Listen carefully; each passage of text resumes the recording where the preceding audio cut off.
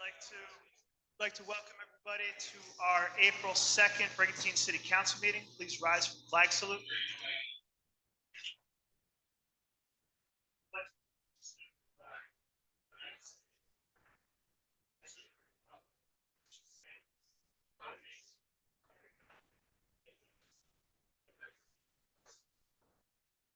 Please remain standing for Deputy Mayor Karen Yu leads us in prayer.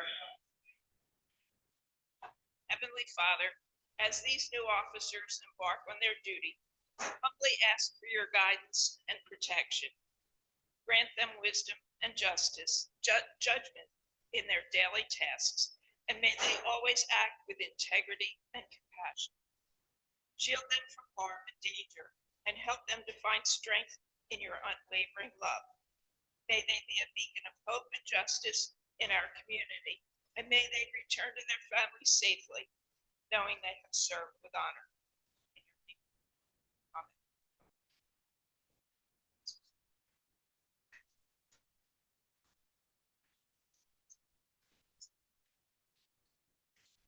Christine, can you read the Open Public Meetings Act announcement? This is to advise the meeting notices covering this meeting have been sent and posted as required under the Open Public Meetings Act. Yes, Madam. Joe, up front.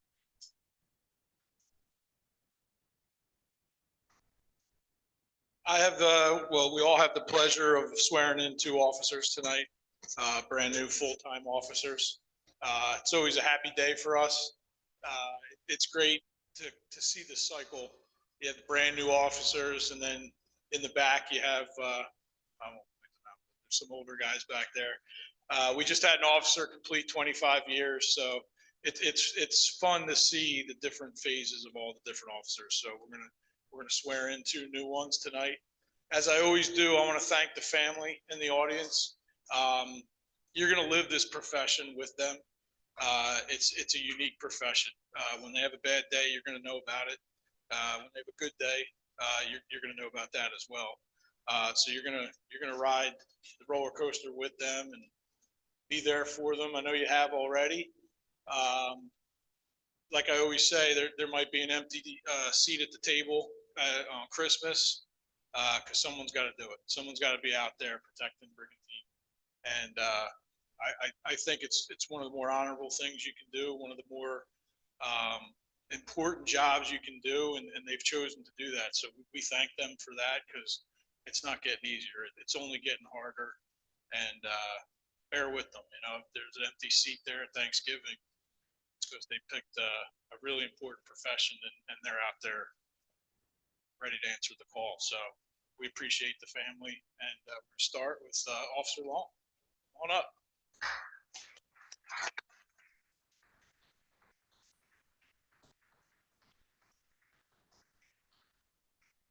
Badge 138. Come on up, stand here, face that. He was born in Absecon, grew up in the area, went to Holy Spirit. He did some wrestling, lacrosse, moved on to Kutztown, where he got a degree in criminal justice, which is always a good way, good foundation to start your career with. We brought him on as a class 1, and we immediately recognized that he was more mature and more ready to do the job than some of the younger candidates that we have. So when we had a chance, we sent him to the 6-month academy. He excelled, did a great job for us, and now he's going to get sworn in tonight. We bring the family up.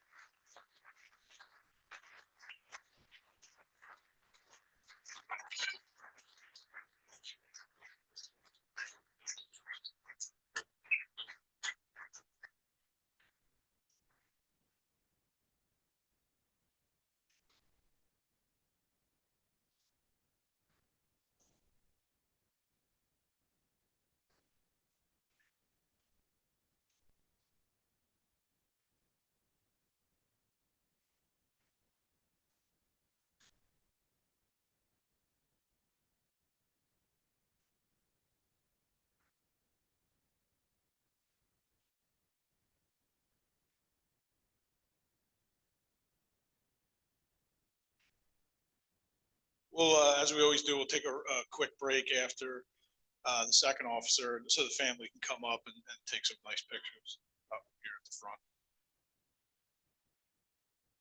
Next up, Officer Milliback.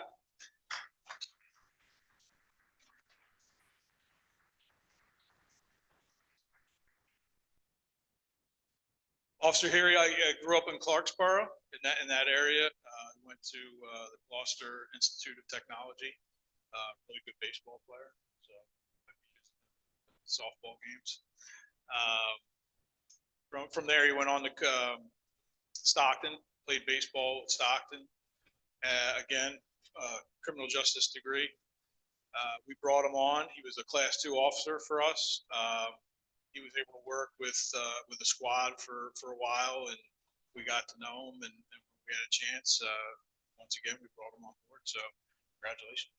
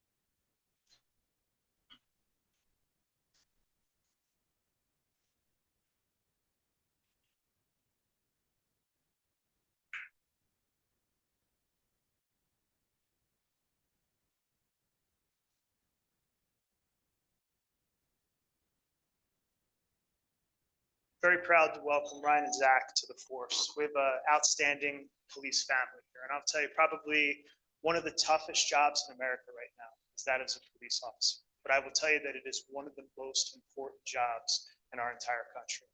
They put their lives on the line so that the rest of us can be saved. So to all of our police officers, thank you for everything you do for our community every single day. We appreciate all of the sacrifices and all of the service that you provide to us. Thank you.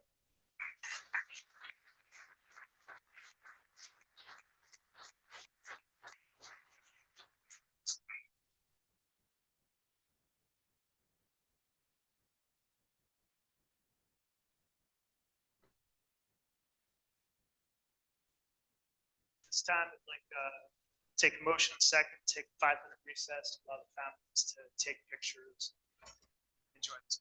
Second. All in favor? Aye.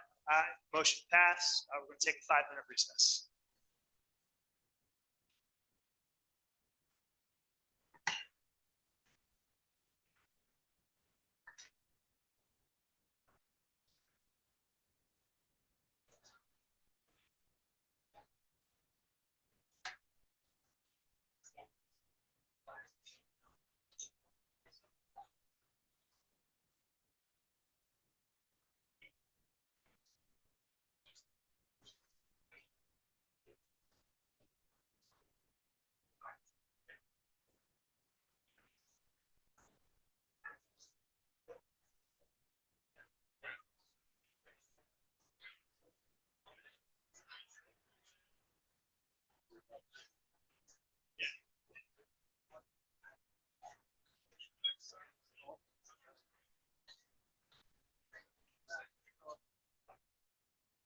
Congratulations.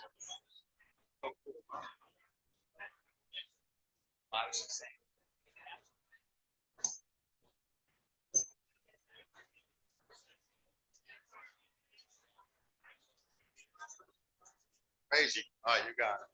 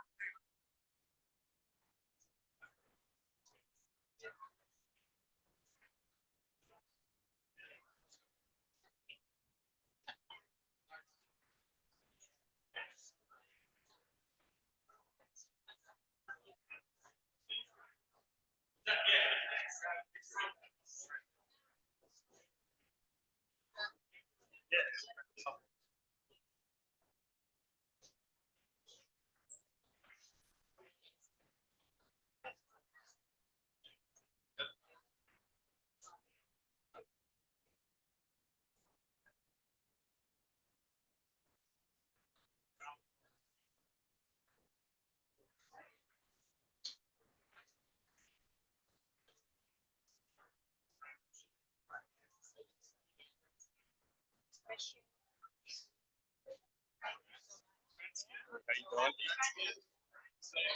Very excited, yeah.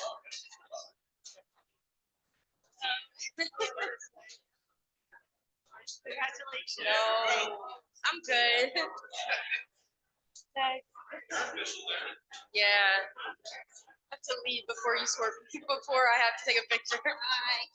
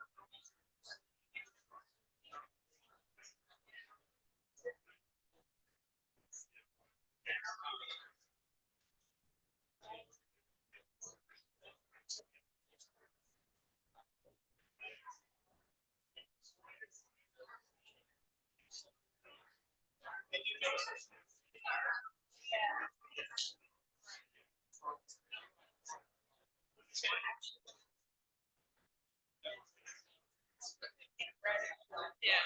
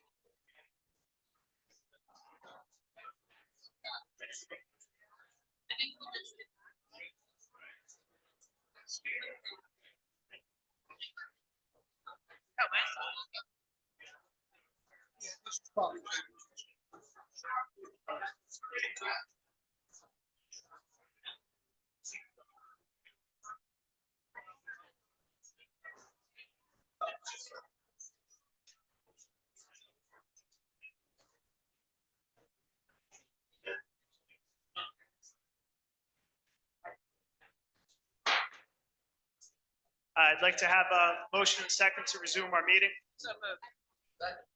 All in favor? Aye. Any opposed? All right, seeing none, motion passed. We're going to resume our meeting. Tiger, do we have an executive session tonight? We do not have an All right, executive. so no executive session. All right, next up, we have our approval of our March 19th, 2025 council meeting minutes. We have a motion and second. Second. Questions or comments? Seeing none, can we have roll call? You, Abstain. Lettieri, Yes. Haney, Yes. Reardon, Yes. Mayor Sarah, Yes. motion carried. Approval of our bill requisition list. Motion second. Questions or comments? Seeing none, can we have roll call? You, Yes. Lettieri, Yes. Haney, Yes. Reardon, Yes. Mayor Sarah, Yes. motion carried. All right, before I open up public comment, I also want to let people know that we have a public hearing that you'll have public comment, because I know a lot of people hear about the fee change ordinance. I would ask that if you have comments about the fee change ordinance, do it during that time. All right, this time we're going to open it up for public comment. This is public comment on agenda items only. Please come up and state your name and address for the record. I see no public comment. I'm going to close the public portion. I'm actually going to reorder one thing just for, to expedite something. I'm going to move resolution 2025-88 up, and that's number 16 on your agenda. All right, so we need a motion and second for resolution 2025-88, and this is a resolution establishing the dates for the citywide yard sale and waiving permit fees. These dates are June 6th, June 7th, and June 8th of 2025. We have a motion and second. I'll make that motion. I'll second. Questions or comments? This is a great thing the city does for the whole community. The Green Team is the spearhead of it, and they will also be able to get some sustainable jersey points from it. That's perfect. Thank you. If there's no other comments, can we have roll call? You, Yes. Lettieri, Yes. Haney, Yes. Reardon, Can I take this a second and invite Jeanette Cash? Say a few words about. Say a few words about this? Thanks, Mike. Jeanette Kessler, Green Team. I thank City Council for hearing it and for giving us the points for that. By offering us the permit-free yard sale, we get 10 sustainable jersey points for that, which is great. I take this opportunity to also fill you guys in on our Green Team initiatives for the next coming months. We have April 25th, 26th is our Cherry Blossom Festival weekend. The 25th, we have a 5K run and a 1-mile walk. That's a great activity. Everybody should get involved. The Mayor's Wellness Campaign is part of that walk and run. The 26th, 100 tickets, the T sold out. So if you missed it, you're out. The 26th, we're giving away trees at the community garden from 10 to 12. I encourage people to come on out for that. The farmer's market starts on May 24th, every Saturday from 8 to 12. And mark your calendars, September 20th, our first Brigantine Blanc event. It's a white party right out here, the whole block, 150 tickets only. It's going to be the first of its kind. It's going to be fantastic. It's going to be the Green Team supporting local business. Watch for it in the local paper. It's going to be great. Thank you so much, Council, for all your support for all we do. Thank you. Oh, thank you. Jeanette, thank you for all the things that you do. I know you put a lot of time and effort into everything we do with the Green Team, and I know the city is better for it, so thank you. I agree. I ditto what the mayor just said and everyone else on the Green Team that does an excellent job. And since the wonderful Jeanette Kessler made that little informative speech there, I vote yes to the citywide permit. Thank you. Mayor Sarah, Yes. motion carried.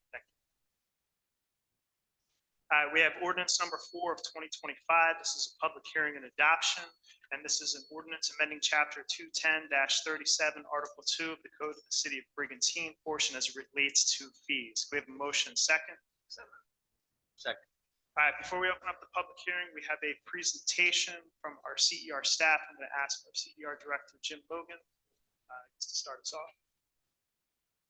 Okay, I think I'll work from here because if I get up and use that mic, my back will be to one or the other. It's a very nice crowd here tonight. I don't recognize too many people out there pickleballing their paddles. I say that affectionately. We are here tonight to explain, we've been working for several months with regard to stabilizing, improving, taking messages from people with regard to the indoor pickleball courts and the outdoor pickleball courts. We have tried to meet with as many people as we could. Met with the Recreation Commission. We met with the ambassadors, your ambassadors. We sent surveys out that we do normally after every session.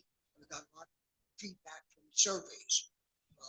We also have met with city manager and his assistant and the two ambassadors. We've also contacted various recreation departments in cities. We have information on file from EHT and from Ocean City. Not a lot of municipalities have indoor pickleball.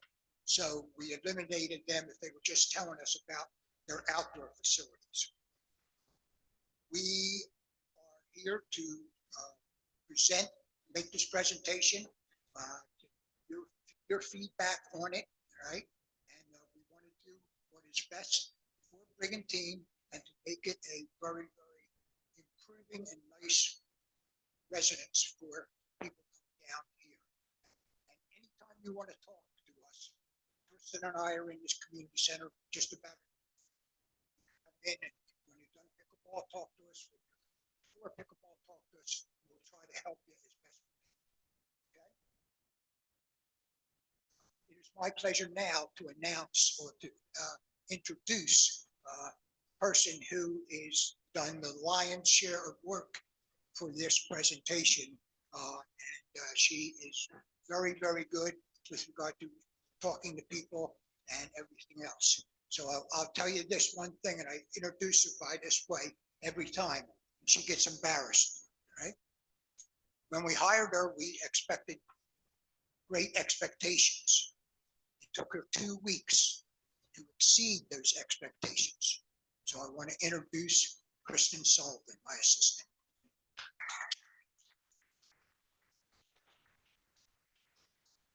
Thanks, everyone. So as Jim mentioned, I'm rather new here in town. It's just been my privilege to serve as the Assistant Recreation Director for the city of Brigantine for almost 2 years. It'll be 2 years in July. When I went through the interview process, my goals for coming in were to bring the community center registration online. So we achieved that goal. Gather feedback from our participants just to see what have we been doing well and what do we need to improve. And then also to ensure that our programs are being run equitably. Equitably and equity is going to be a big word that we go through today. So in terms of pickleball, the history of pickleball at the community center, based on what I've been told, is that it began as an open gym activity. There was low structure, it was overseen by the Pickleball Association, and as it grew, it needed more structure. The Pickleball Association put together an app called Team Reach, where people would RSVP, and we limited it to a number of 21 participants each session. Based on feedback that we've collected from participants, folks were staying longer than they were supposed to. They were playing at levels higher or lower than their ability, making it not fun for other people. Folks were helping each other learn and staying for hours and hours of gym time. There were no repercussions for no-shows, and folks were often taking space away from someone else who could be participating if they showed up. The courts were slippery, they need to be relined, and we need new nets. So based on that feedback, we made a plan in January, which was the proposal for putting in a fee for participating in indoor pickleball. We switched over from Team Reach to Court Reserve, which is an app that the city pays for the outdoor pickleball. It's the same system that the majority of folks are used to using. It gets us in line rather than having an app for indoor and an app for outdoor. We have the same system. All participants must give their name at the front desk, so they have to check in with us, and we track that user data. So who's coming, who's not coming, how many people are coming out of the total maximum that could come. Participants can only register for the session that matches their ability, and also they can't change their ability level on their own. They have to come to myself or another administrator in order to do that. So you don't have people playing 3 times a day because they switch their ability level.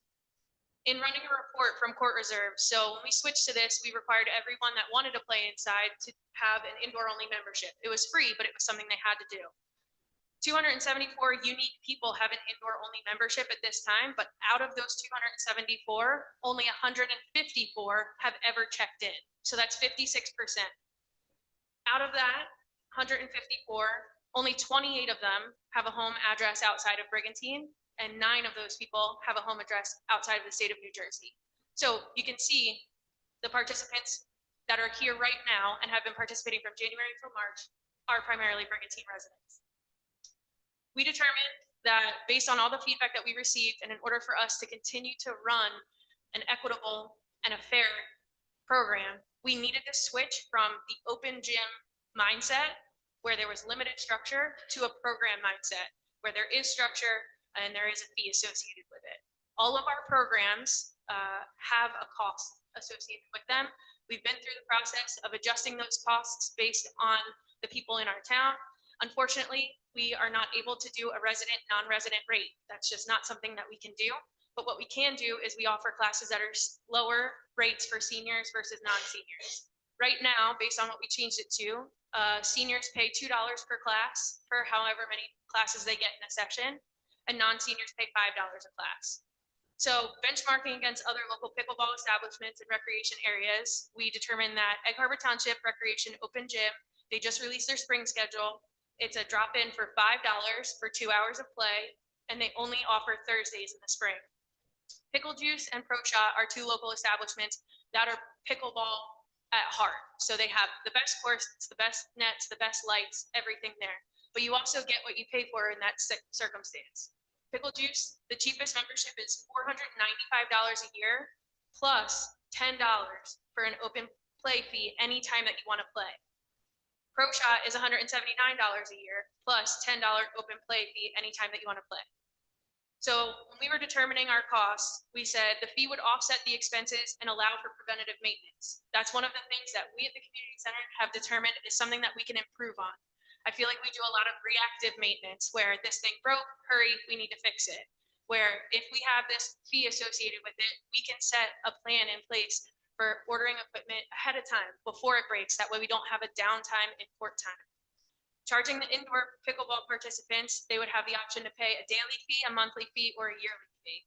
Participants will only be able to come in and play at their selected session, and they would be directed to leave when their session is over.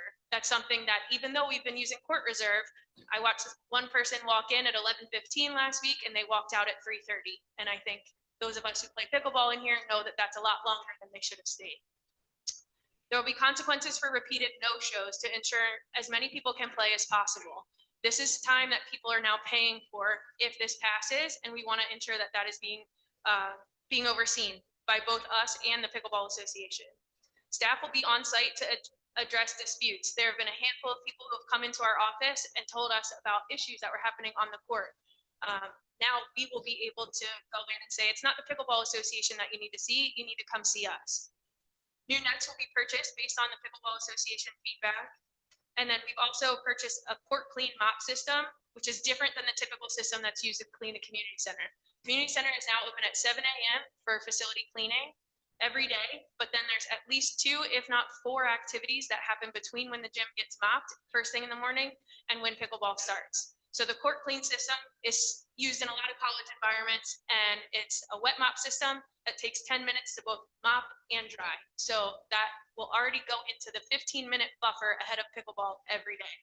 Our goal is to have it happen every day, but that depends on the schedule of the staff. Again, that's our goal. And then also we want to ensure there's equitable amount of time for the sessions, including both court setup and tear down. Right now, it's not equitable for the beginners and the last group of the day, and so we can readjust the schedule. For the future, we're going to continue tracking usage data, determine what time slots have the least attendance, and repurpose that time for other levels or for the possibility of indoor court rentals. That's something we don't have right now, and it would be a great thing that we could offer for folks who are coming into town and don't have a membership. We also are committed to enhancing pickleball, both with offering a QR code survey, which is similar to the program surveys that we offer after our programs each session, and then also add new things like making the rules accessible for participants, and potentially sharing information about the Pickleball Association for anyone who moves into town. Some other things to note, pickleball has 22 of 57 possible gym hours each week. We have 2 new fitness classes that were added in the gym this session for the spring, but in order to add them into the gym, we cut time from youth basketball rather than cutting time from pickleball. 2 additional fitness classes were also split into 4 due to the limited gym time, causing higher instructor fees and lower class numbers. For this, the 4 classes can fit 15 people per class, where the gym could fit 60. In terms of figuring out our pricing, we looked at the indoor pickleball expenses. And so this year we have staff now checking in the pickleballers when they arrive. We typically spend $1,000 on pickleballs a year.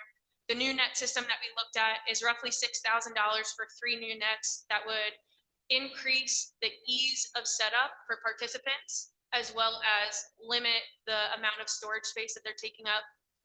The court reserve system is $675. The court clean mop system is $800.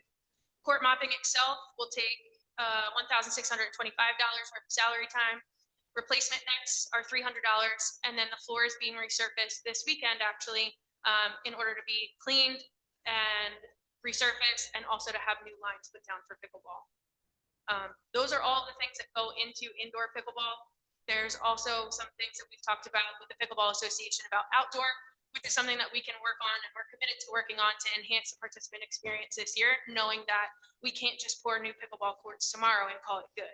So we have a short-term plan at looking at ways to increase outdoor space and outdoor signage, and then a long-term plan, which I believe the mayor has spoken on, is just looking at what a renovation of that entire outdoor sports complex looks like, but that's long-term. So just know that, like Tim said, we are very welcome to feedback. Feedback is essential for growth. That's the only way that we learn what we're doing well and what we can improve on. Since I started here, I said, I make no guarantees, but I will happily listen to anything that anyone has to say. And that's true to this day. So if you have any questions about the information that was delivered or the rates that are listed in the fee structure, please let us know.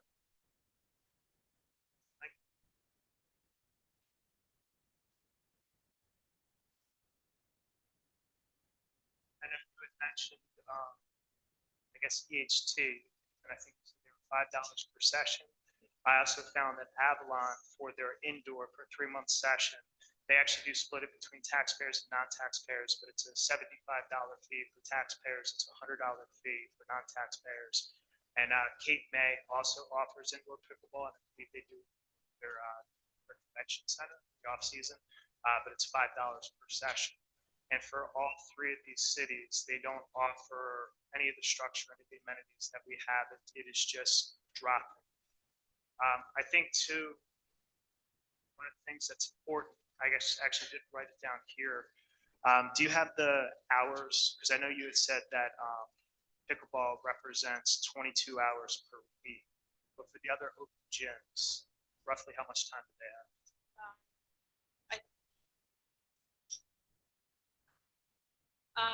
Badminton and volleyball split the gym on Mondays and Wednesdays for about 2 hours. 3.25 hours is badminton. They get half of the gym. Volleyball gets half of the gym that time as well. Volleyball also gets 2 hours on Saturdays. Youth basketball, this is all adult programming. So adult basketball gets 2 hours, 2 3/4 hours a week. And then pickleball, not including the setup time, gets 19 and a half hours. And I think one of the things that was explained to me in the meeting too is that there's groups that used to come in and use the gym who are no longer needing the gym because those time slots are filled. Yeah, we try to limit the number of cancellations as best as possible. And so that's where it gets hard when we have an open gym program versus something that is something structured, whether it's a group that wants to come in and host an event, whether it's users that want to come in and use it for a class. Right now, we're not choosing to cancel pickleball, even though it's been historically an open gym activity, to add classes in. One thing you have to realize is we have a lot of other things down there, particularly classes. Monday, we started our spring classes.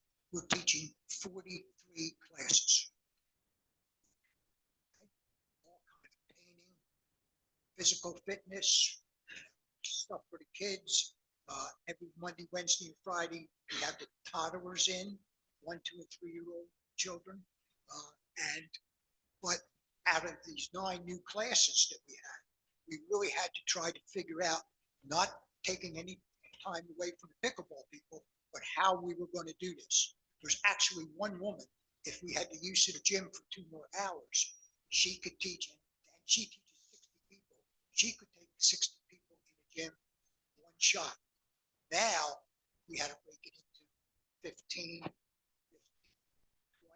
in 3 different classrooms at 3 different times. It's the same instruction that if we were able to fit them in to a facility like the gym, once or twice a week, we would be able to do that. If you look at our gym, and we have some verification of this, I don't know where it's now, but Monday, Tuesday, Wednesday, and Thursday, the gym is filled from 9 in the morning to 9 at night.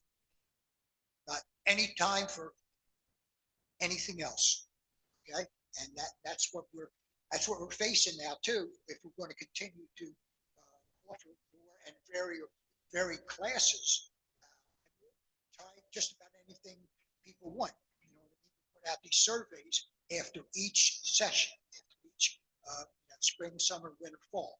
And they give us feedback that is absolutely great, okay? And we try to look at that feedback and do as much as we can. One thing we never realized is we used to have registration for the people coming in.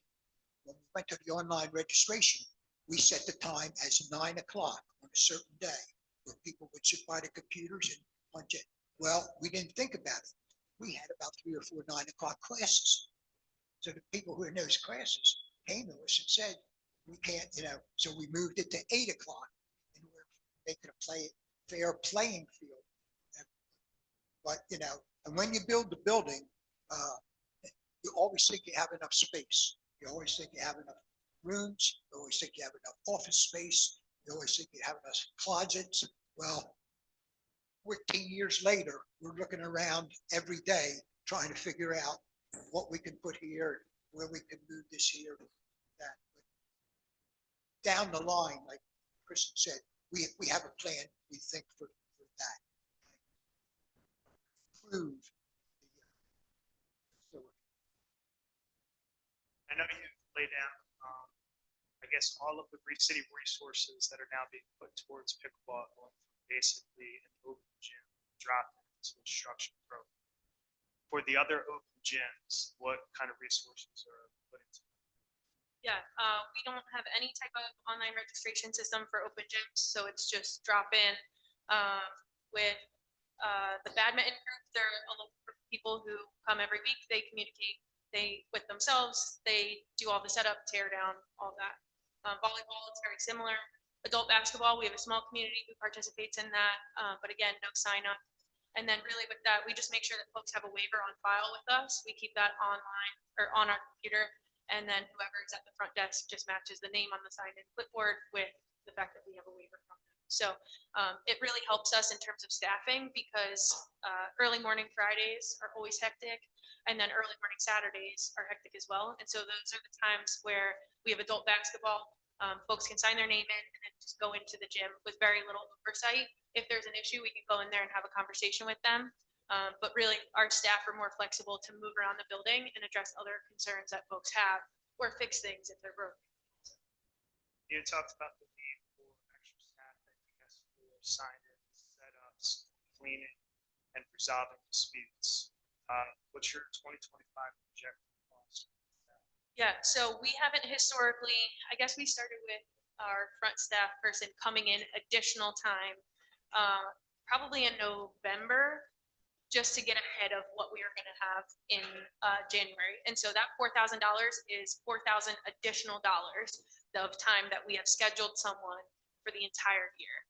So they are coming in additional hours that they weren't scheduled before. One of the things you have to realize is not everybody who works down there is full-time. There's 3 full-time people and 4 part-time people. Part-time people can't work more than 28 hours a week, okay? So one of the tough things about the job is trying to satisfy everybody, days off and vacation and, working here, working there. I can't 2 Fridays in a row. I work from 7 in the morning to 4 at night, 4 in the afternoon by myself. Why? Because people have days off and I can't call one of those part-time people in because they go over 28 hours. So it's not always, full staffed with, 8 people there, either part-time or full-time. See, for 22. You have allocated $1,000 each year for balls. How are we spending $1,000? So one box of 100 pickleballs ranges between $230 and $300. And so we have never tracked how many pickleballs we use a year. We just always buy more pickleballs whenever we need to buy more pickleballs. And usually that's late. We find out, oh, there's 2 balls left in the box. We need to track that. That's where our preventative maintenance can come in, and that's the plan. So as part of the commitment with this fee structure, as part of our commitment is keeping track of what that ball usage looks like. We committed to giving 6 balls out a week. If they're cracked, they go in the box. If they need more than 6 balls, then we can commit to giving more and keeping track of that. Again, I think we've just been reactionary when things break and reactionary when we need to get new things. And I think right now we're in a place where we can say, we're going to pay attention more. That's the staff structure aspect of it. We're going to pay attention more and we're going to be able to commit more. Number of people have emailed me, I guess, about the indoor nets, that a number of them. So how's that being? Yeah, so from what I've been told, the indoor nets were originally outdoor nets that were brought inside to satisfy the indoor population. About 2 months ago, I went through all of the nets with one of the Pickleball Association members, and we identified which ones were good, which ones were not. The ones that weren't good are tagged as spare parts. They're just left on one of the shelves. I believe there are 5 nets right now that are listed as good. That means both the net structure and the net itself. In terms of new nets, we can buy the same thing, but for me, that just means we're digging ourselves into the same hole. So I've spent more time over the past 2 weeks looking up pickleball systems, talking to other facilities that have indoor pickleball, trying to figure out what works the best. And I think with us and the conversations I had with folks today, our goal would be to be able to leave the nets up all the time. We can't do that in the community center based on the amount of space that we have. I looked today. John and I were down there today. We took the measuring tape out. A pickleball net's 22 feet long. The 3 spaces that we looked at, one would block an egress. One, there was only 17 feet. And then another one would create a potential tripping hazard for anyone that was walking from the dining room, typically used by seniors, into the other part of the community center space. So there's nowhere for us to leave them. So if we can't satisfy that goal, then our other option is to find nets that are easily set up. The nets that we have now, the system takes 2, maybe 3 people, 5 minutes. If you have 1 person, it takes a lot longer just because there's a lot of parts that need to go together. The systems that I looked up and worked with some of the Pickleball Association members on, there's 3 parts to it. 1 right side, 1 left side, and a net. There's no poles in the middle, nothing. They're a lot easier to store. There's no bags for them to go into. There's no worried about parts from this one getting put on this one. There are 3 parts to each net system. They are on wheels, and so they can move into our storage area easily and move out of the storage area easily as well. That way, I know right now, sometimes folks come in, set up all 3 nets, not knowing if 3 courts worth of people are coming in. This will allow each court to set up their own nets essentially based on how many people are there, just because of the ease of setup. And that's an investment. So they're about $2,000 each net system, but they are heavy duty. They are a single time purchase, and there's a warranty associated with them. So. Well, I know you said it's a single time purchase, but it has a shelf life. How long do you really expect it to last? So the net system itself is great. That's why we looked at, it'll be $6,000 from the net system. That includes the 2 sides and the net. And then each additional net on top of that is about $100. So we have budgeted for additional nets that are the replacement nets, which is the part that goes down first. Now, these nets are also different than the nets that we currently have, which have a lot of pieces that wear out or fall apart. And so it's a little bit more of an investment in the quality of the product that we're going to get as well. So it'd be 6,000. Should last. And replacement Yes. nets to stay on top of that. Yes. Yep. Right, that makes sense. I just want to say one thing. I want to thank John Doring and Public Works for keeping the building as clean as it is. Everybody who comes into the building, I know we got problems with the gym, but they marvel at how clean it is. And we always consult with John when we're buying equipment, because he can guide us. The insurance people don't want that in there, you know. We can't do that. But it's very, very cooperative between the departments, and we can't do without it.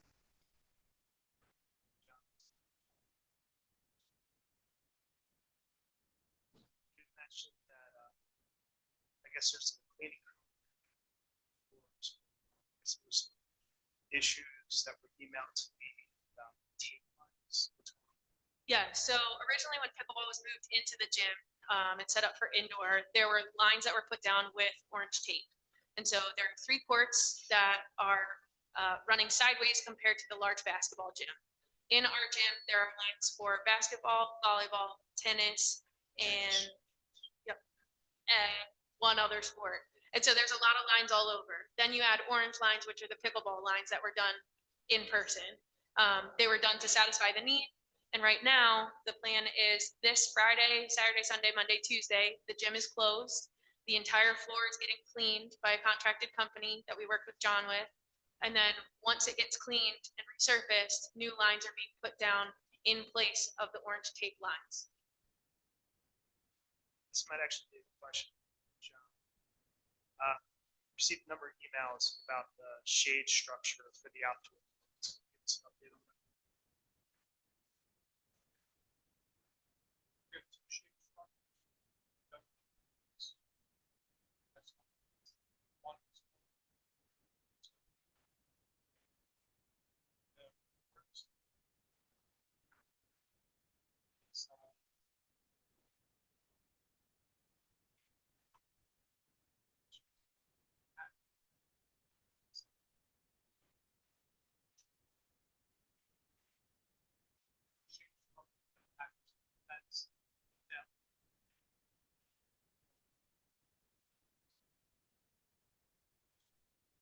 These are all in possession. So it has possession.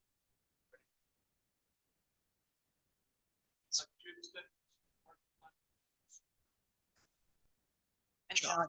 these were recommended by the Pickleball Association, these particular shade structures. Okay. Right. John, can we explain to the people with regard to the windscreens, our policy of putting them up and taking them down, because we get a lot of questions that they're not up all winter.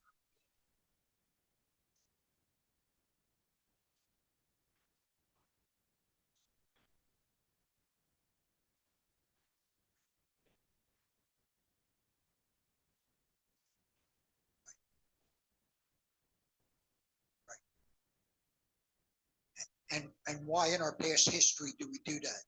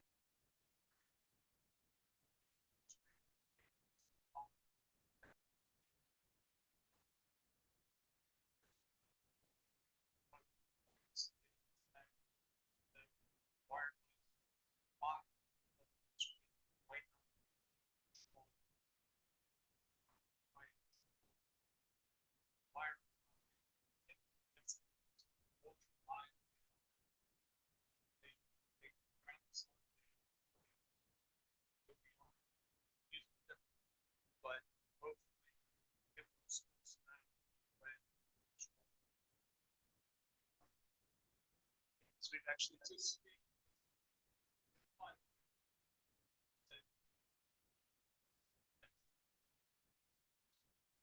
Yeah, I was gonna say, because that's been one of the concerns that's been brought up to me, is that if the bodies don't break away, the fence is pulled in. I know when we were ordering fences to fix the surface in 2021, it took us a long time to get the fences in. We had a similar issue with baseball and softball. They had a number of sponsors, sponsor banners around the field. Big strong windstorm, blew the fences down. So I know that's one of the big issues. Another question about outside that's come up. I know we did a full resurfacing in 2021. I think the price was probably about $350,000 that we put into the court. Number of cracks, number of issues. Is there anything that can be done to repair? I feel personally that when the company came in and did this, we've had issues from the start. Yeah, John, please.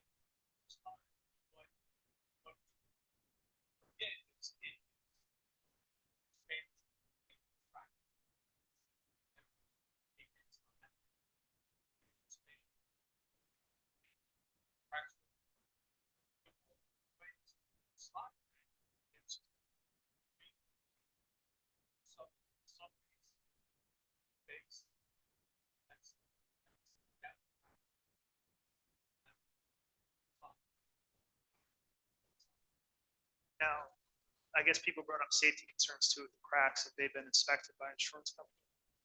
They've been inspected to ensure that they're safe and good.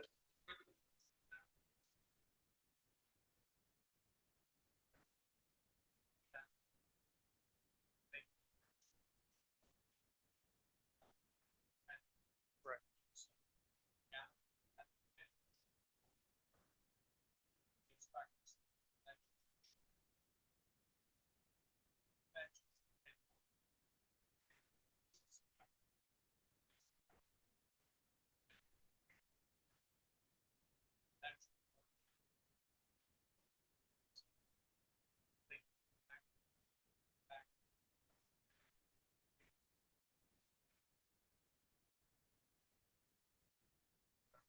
The shade structures on the fence, they'll be positioned, I assume, over the benches.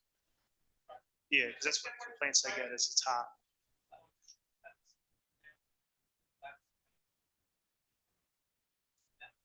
Right.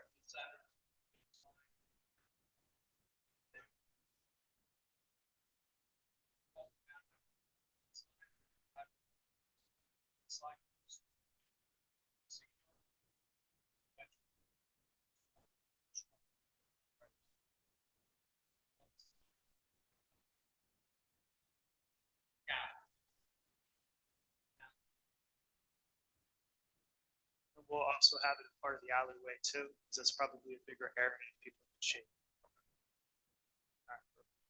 And then one of the things we had looked at too is expansion of the pickleball courts. We definitely need more. I don't think that there's enough outdoor pickleball courts.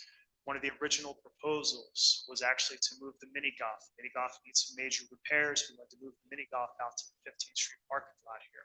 That would give us the space to expand into that area. We got pushback from our business community. They were really concerned that we were going to be giving up parking in the central business district and it would hurt all of those businesses. We've had a number of residents who have come in and talked about the issues with parking there too. So based on that feedback, we were unable to move the mini golf. So what we're looking at is a restructuring and reconfiguration of that whole recreation area. One, as you heard our Director of Public Works talk about, is the only way that that court is really going to be great is a full resurfacing, taking it down to nothing, doing it over. I'm going to tell you that's a very, very expensive process. Just the restoration was $350,000. That's in 2021. Prices are way up. One of the things we're looking at is use down there. I will tell you that outside of people walking dogs in there, I haven't seen people use the hockey courts in years. I know that our city manager has been talking and working with the Brigantine Hockey Association to see if we can eliminate one of those courts. So we'll do the restoration, to do one, to have it. I will tell you, me personally, I don't see anybody use it. I know that there is a deep love for people who played and they don't want to let the courts go, but I believe that we can work a deal with them to take it down to one court, to do a reconfiguration and to move things around to create more space. That is going to take a little bit of time. One of the suggestions we're looking at now is once we have an overall plan is to do it in phases to try to get it done. But one of the things that we are very responsible with is the budget. There's only so much debt you can take on at one time, and that is something that we really try to do. We try to manage and structure debt so that as debt falls off, we replace it with debt. And what that really does is helps to stabilize everyone's taxes. So a lot of this is looking at the long-term plans of what we're doing down there. Just because the one plan didn't work doesn't mean that we're giving up. We are working. We do have money budgeted right now for the mini golf. We're using part of that funding right now to do restoration because we need to have restoration of that court. We can't leave it. It is not playable the way it is. But we are starting to work on that. We've been meeting with our capital committee and also with our city engineer to start to look at what those plans and long-term ideas will look like. We will share that with everybody. One of the things that I think is really lacking is communication between the city and between the Pickleball Association.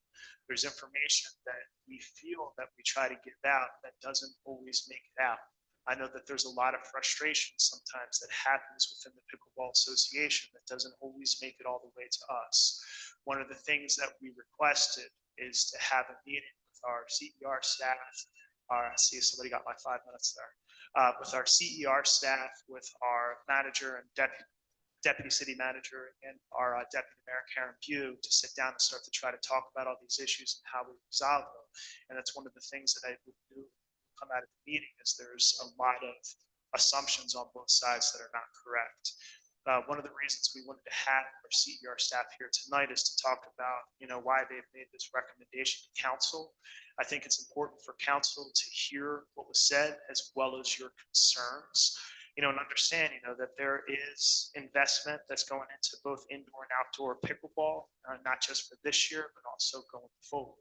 And we're trying to do everything in our power to make this as good as it can possibly be. One of the major changes, it has now become a structured program. It is no longer a just drop in and play program. There are resources. There are things that we're trying to do based on the feedback that actually has been given to us by the pickleball ambassadors. Before, if there was a dispute out on the court, you had to try to get somebody in the Pickleball Association to come down there and settle. They're not pickleball. Now what we're doing is using our CER staff to go out there and resolve those disputes. People on the courts too long. We're using the court reserve system to make sure that we can handle those issues so people don't just stay there and play all day. Pickleball is very, very loved. But if you look right now of our community center activities, there's 57 possible hours. 22 hours of that is dedicated towards pickleball. When you look at participants, because one of the comments that was actually made to me is that the pickleball players are the majority of people in the community center. I'm going to give you the statistic I have. You heard Kristen talk about this earlier. There's 154 registered pickleball players on Port Reserve who actually play this year. There's over 1,300 other participants in other activities and classes, and this doesn't count the seniors who come in. So what I want you to understand too is that we are doing everything in our power to make accommodations, to make things good. And one of the things that does frustrate me is that there are people who have come complain to me that they have actually lost their gym time because we give time to the Pickleball Association. But I will tell you, I support pickleball 100%. I love how much people play. I think it's one of the greatest things that Brigantine has to offer. But there has to be a balance between what we do. And as I said, if you look at all the other municipalities, we're looking at $2 per session. Most people are charging $5 who offer the indoor. And Avalon is much higher at 75, and they only offer you do it for 3 months, and that's what you have to pay. One of the things we're also working on, and this is something I've been working on for a while, is to actually bring in an outside vendor, a private business. We have a private business that's coming in. They're putting together their building plans. They're hoping to be open by this summer, but you will have indoor pickleball and a private business that they have in other communities. And we've been working with the owner of that business to get that here because I think it's something that's needed. And we're hoping that this will take some of the demand off of the community center. So people are going to have a lot of options. We had a business that was going to come in here a couple of years ago, and ironically, before that business opened, Keller Williams took the space, so they didn't act quick enough. But now we have another person who's coming in, and they have their lease, and they're going through the planning, or they're through the planning board, and they're going through construction and permitting and all that right now. So we're doing everything we can for the association. Are there any council comments before we open up? All right, so one of the other reasons we want to have our CER staff here too is to make sure that people can properly answer your questions. These are the people who run the day-to-day operations down there. And I know sometimes it's frustrating for people when you come and you have a question, we're like, well, we have to get back to it. So we wanted to make sure that as best as we can give you answers. So we will, when we open up the public meeting, open up the public hearing, come up, make sure you please state your name and address for the record. You have 5 minutes to speak. Our acting city clerk. All right, so at this time, we're going to open it up for public hearing. Anybody wishing to be heard on this ordinance, please come up, state your name and address for the record, and ask any questions that you have.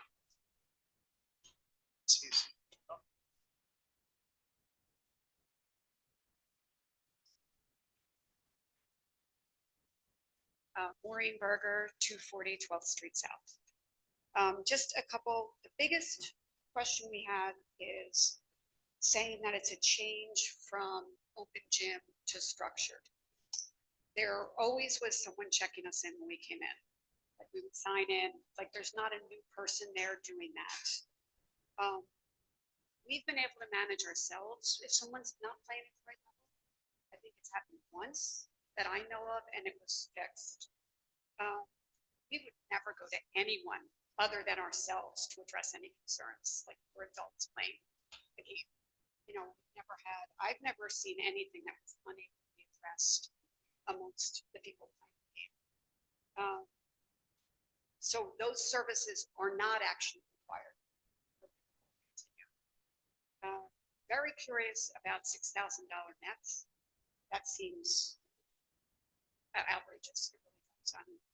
I've played at a lot of other indoor places. They're a little better than what we currently have, but they don't have to be.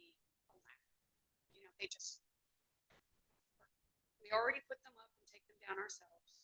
If someone stays longer, usually it's because the next group didn't have as many people, and they wanted someone to stay to balance out. So maybe they only had 7, you need 8. So they asked someone to stay. Yeah, but that's where we get in trouble, because not all these people in there want to play with a guy who's maybe a 3.0 and They would 2.0. only ask the person that would be appropriate. Like I have gone before, I've been a little early. I play in the 3.0s, the 2.5s needed someone to play with. They asked me, I jumped in and I played. You play to the level of the people you're playing with. You're not going to go in. We're not going to have someone that plays a very high 3-5 level play with someone that plays 2-5. Okay. They're just not going to do that. So let me tell you something. At least 3 times with this one individual, okay? He wanted to play with his girlfriend. She was a 2. He She's was not a a 3 2. plus. She's, And we've had him Wait, in the guys, office hold on one 3 second. different times. wait, okay, From- I know who Wait, you're hold on. referring to. Excuse me 1 second. I respect you at the time of the floor. I would ask the people in the audience to be respectful because you have a speaker who's here on the floor. We have people trying to answer. It is not helpful to yell and scream. The goal of this meeting is to share information. So I'm going to ask that the people in the audience to be respectful and listen because that is your expectation of us. Thank you. The Sorry. person that you're referring to, he's a 3-5, she's a 3. He was spoken to by the ambassadors and he no longer plays with the 3-0s, he plays with the 3-5s. It was handled, it was done, and it really wasn't, I played with him, it was fine. It wasn't that big of a deal. The pickleball community, it's one of the reasons I've enjoyed moving here full time. It's how I've made all my friends down here, is from playing. It's something that you want to see continue. It's just that it is an open gym activity. It is no different. It doesn't need to be structured. It is not structured now. There is no need for, when we were using the Team Reach, same thing, you sign up. It's always full. There's a waiting list. You know, and you get moved up to the waiting list when someone backed off going. Yes, you want to make sure people actually show up when they say they're going to show up. That is something that you want to do. But that doesn't need someone policing it, you know, at the door. We were already signing in. The same person is at the front desk before court reserve and after. And court reserve was already in place for the summer, so it's not a new expense. We actually pulled the summer to bring it on. Okay, the so it winter. is a new, We do okay, this. that's not something that going through my nose. So, that's really, I mean, we don't need to be police for adults playing, you know, it's not, it is an open gym thing. That does not need the structure. That is the reasons that you're saying it is the expense. The structure is most of the reasons for adding an expense to it. None of those are actually necessary. So would your suggestion be then to do a rush? I think To there's still needs. just let people play? No, the sign up. You should play within your levels and have a sign up, which is what we were doing prior to, like the Team Reach was doing that. No, you have to have some, you No, I can't just show mean, up. You know, because right now I'd like to remove the, I'm sorry, go ahead. No, yeah, no, I understand to just remove the structure and resources that we're trying, I guess that's being recommended to us to put forward to make things better. Because my understanding is that the community center is trying to resolve and make things better. But if you're telling me today that none of that is necessary, then should we remove Everyone that those I've spoken structures? to, I've been with anyone that structure. These are the two prizes. And if you reach. So, That's, sorry, Chris. If I could have Kristen speak. I apologize. My attorney's telling me that I'm limited to one person at a time. I'm getting sanctioned. Okay.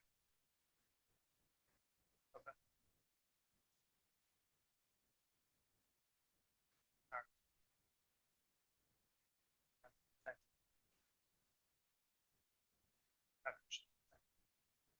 I can speak on a handful of the things you mentioned, and I think the unique thing about the way that we have our structure with the schedule is the schedule is the same week after week after week after week.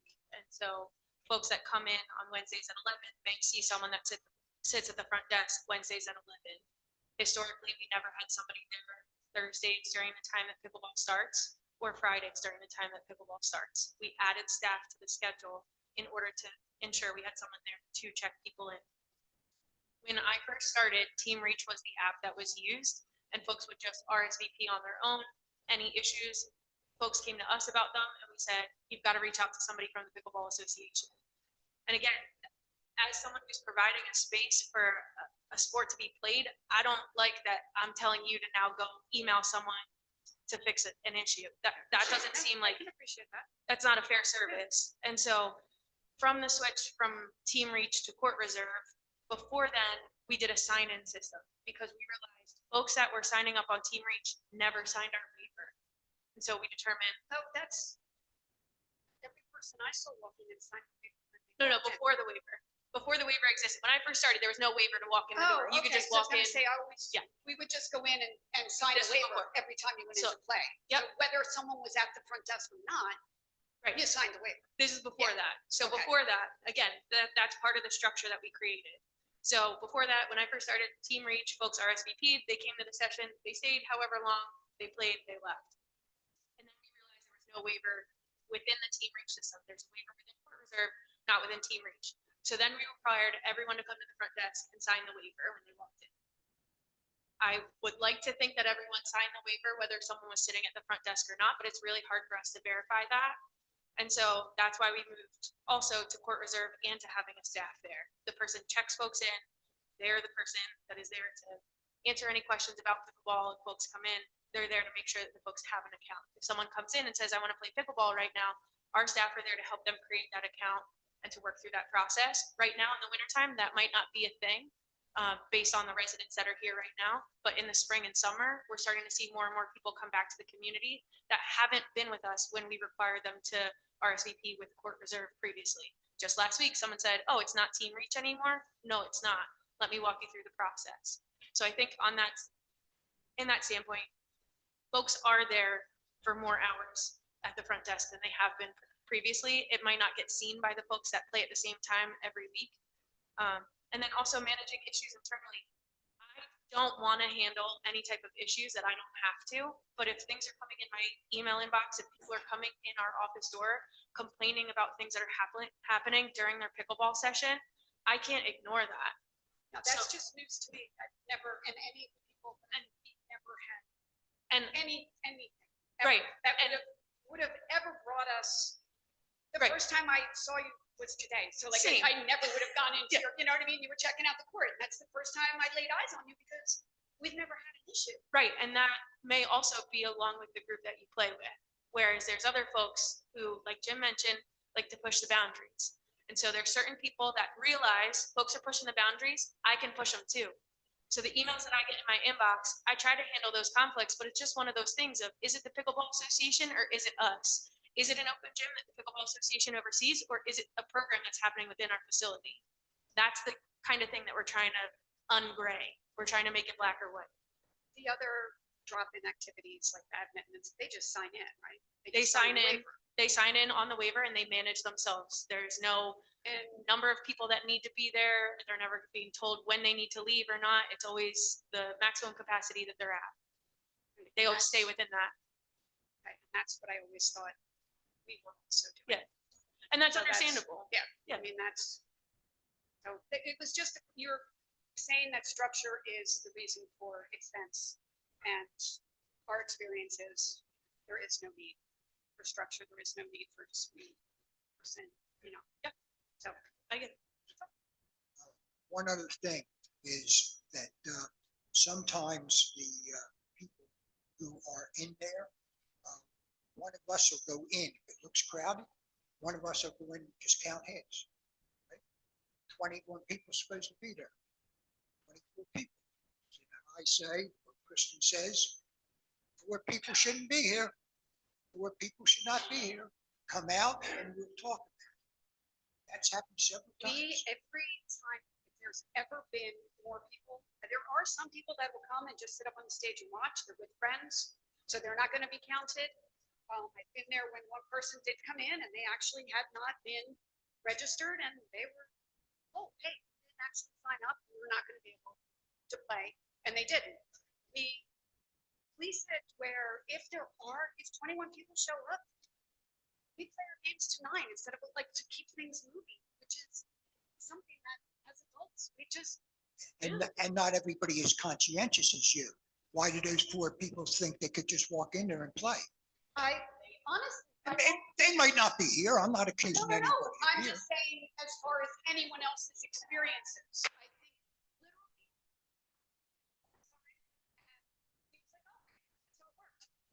Has expired.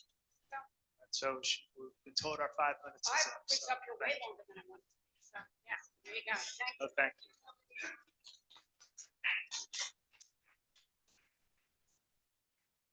I did a great job for you. Anybody else wish to be heard on this issue? Yes, please come up.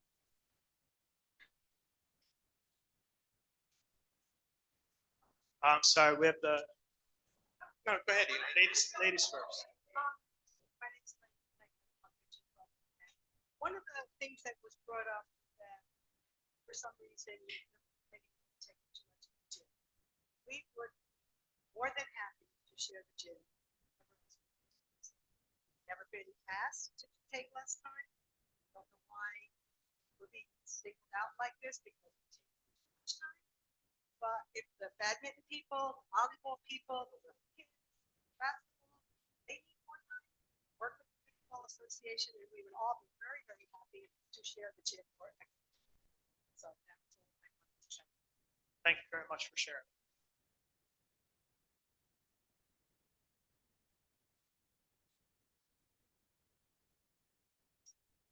My name is Les Newhoff, 339 42nd Street. Thank you all for all the work you do, all the work you've done on pickleball and the rest of the recreation in this wonderful, wonderful town, city, or beach, everything about it.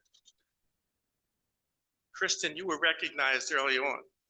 I don't know you well, but I can tell you, you are an asset to this city. You are cordial. You are kind and you are so pleasant. Thank you. I thank you for that. I'll second that.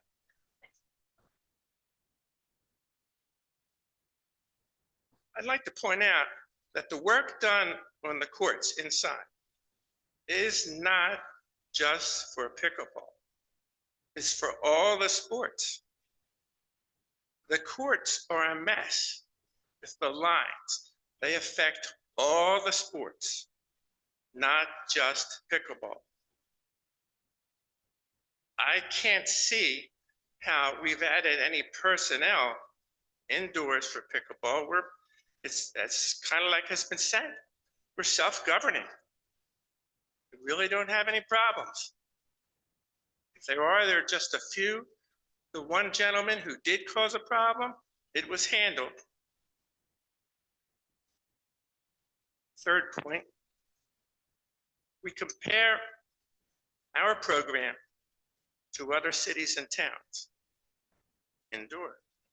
Why don't we compare our outdoor sport program to other cities and towns? I'll point to Galloway Township, 10 brand new, perfect, absolutely perfect courts from get-go with shade and bleachers. Most important part, free, no charge.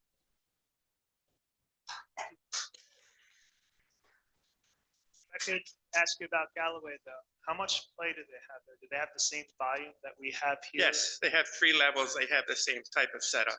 And there are a lot of our people go there. They don't join here in the summer because of the fee structure.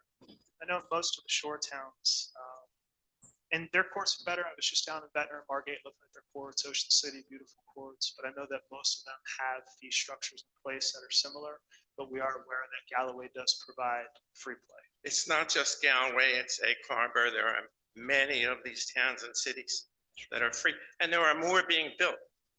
Absecon has 2 brand new courts. They're perfect, they're free. So it's nice to compare. You want to compare apples to apples? Let's do it inside and outside. Now, we mentioned the court time. We need to bear in mind, pickleball has 3 groups of people. Does this thing go up? A little short. Pickleball has 3 groups of people.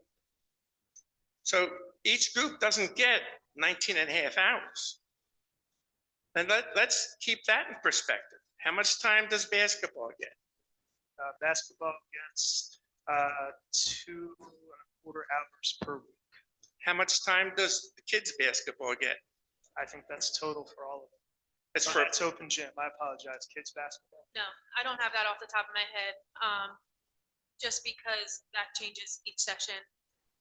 I would say around about 9 hours, maybe 12. okay, the point I'm making is that's two groups of people right there. In basketball, the same as we are three groups of people in the same sport. I think that needs to be considered. It's just, but you think that we are getting that much more time than the other sports?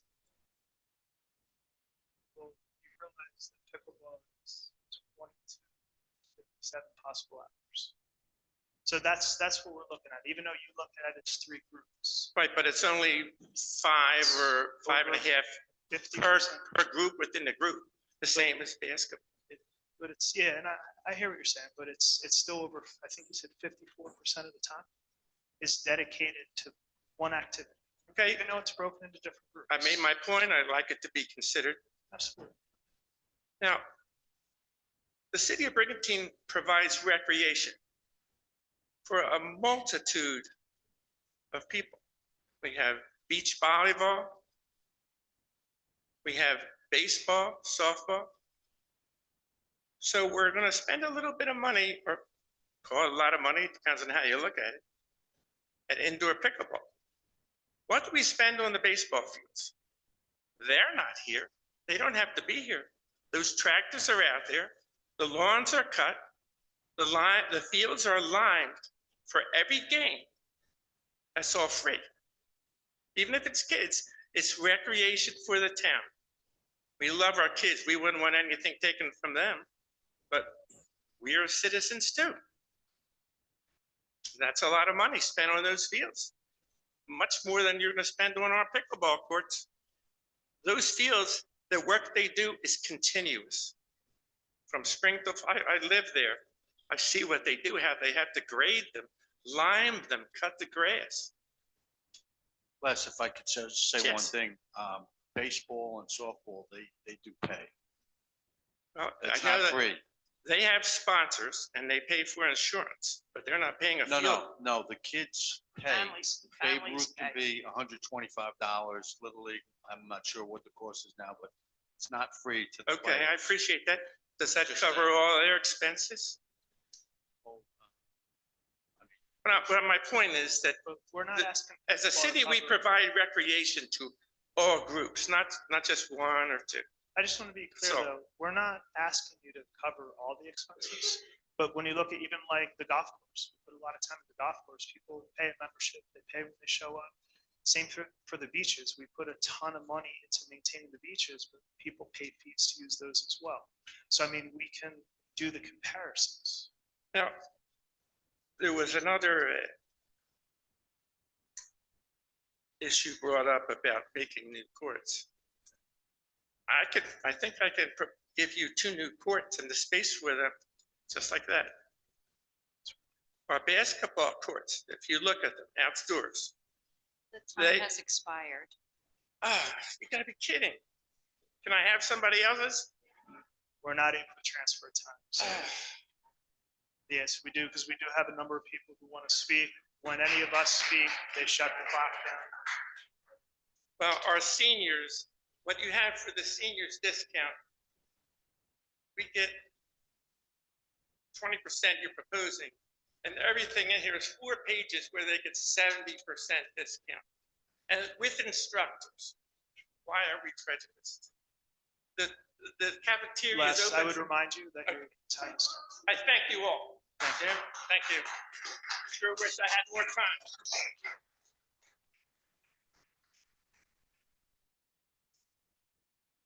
Anybody else wishing to be heard? All right, if there's no other public comment, we're going to close the public portion.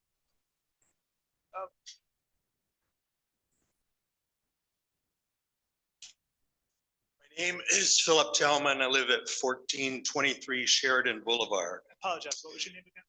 Philip Tellman, Tellman. I too want to appreciate what is being done at the CER with our administration. I think what is happening, just taking a step back, we are here represented by a number of pickleballers at the group level. We are active people doing pickleball. I don't see where we're getting a good interchange between what they're perceiving and what we perceive. They get all the squeaky wheels. If we had an ambassador, and I think we do, and a couple of people, they should pass those squeaky wheels off to our ambassadors. We'll take care of ourselves. I think that's really where we have to come together and negotiate. We've been left, this was really quite a core dump today. We had heard a lot of things. Kristen, she just pulled out the stops on everything. And it was great. But why not include us in some of that? What do we think we need in a pickleball net? What do we think we need as far as lines? What are the lines going to look like now afterwards? I don't know what they're going to look like. Will it really be better? These are the things that I really think is important. Getting together as administration, as actual players, and let's see what kind of things we really believe are necessary.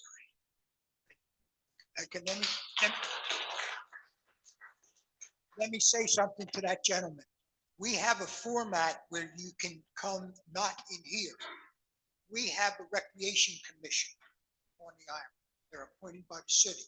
And we have a meeting every 2 months. And one of your ambassadors is on that recreation commission, okay?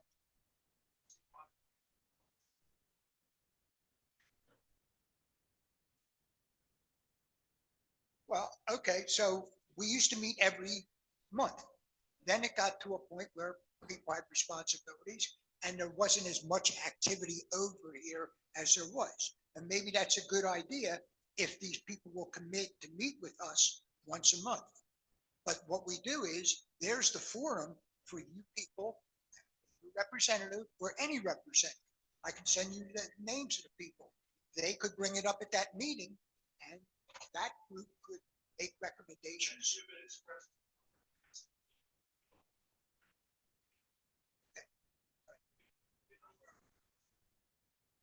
I think that's been, so Philip, I think that's been one of the things from council that we were under the impression that information was shared out. Before this even was put on the agenda, council was under the impression that the Pickleball Association understood this was going on, understood what the reasoning was.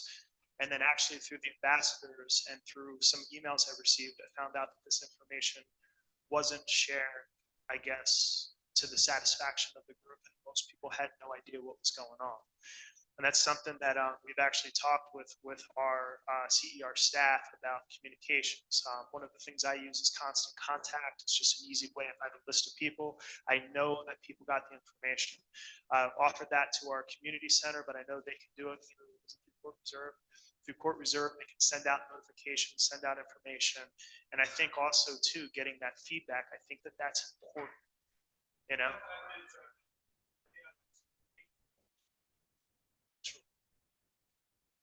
I understand.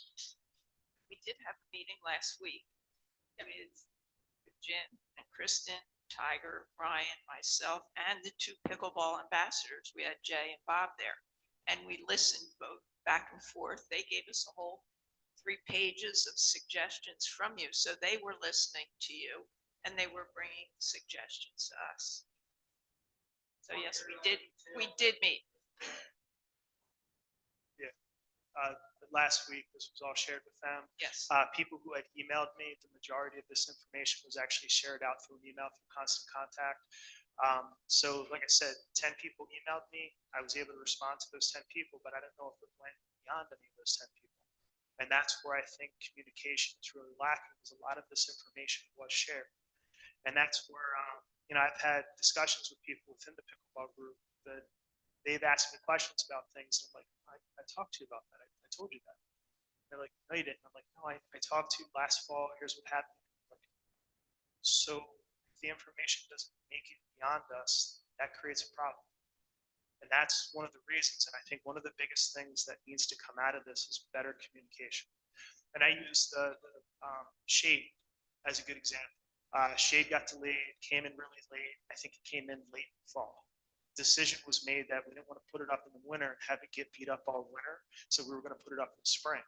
A number of people have emailed me that said that you promised us shade and you still haven't gotten it. We were under the impression that this was communicated out to the group that it had come in so late that we didn't want to put it over the winter and have it get damaged. And that's something, the shade's going to go up, you know, in the hot playing months, I'm going to call it, but it's probably going to come down sometime in end of September. You start getting those strong storms. One, I don't want it damaged. Two, I don't want it pulling down the fences. You start getting damage down there. One, the cost we can talk about, but two, it takes away from playing time.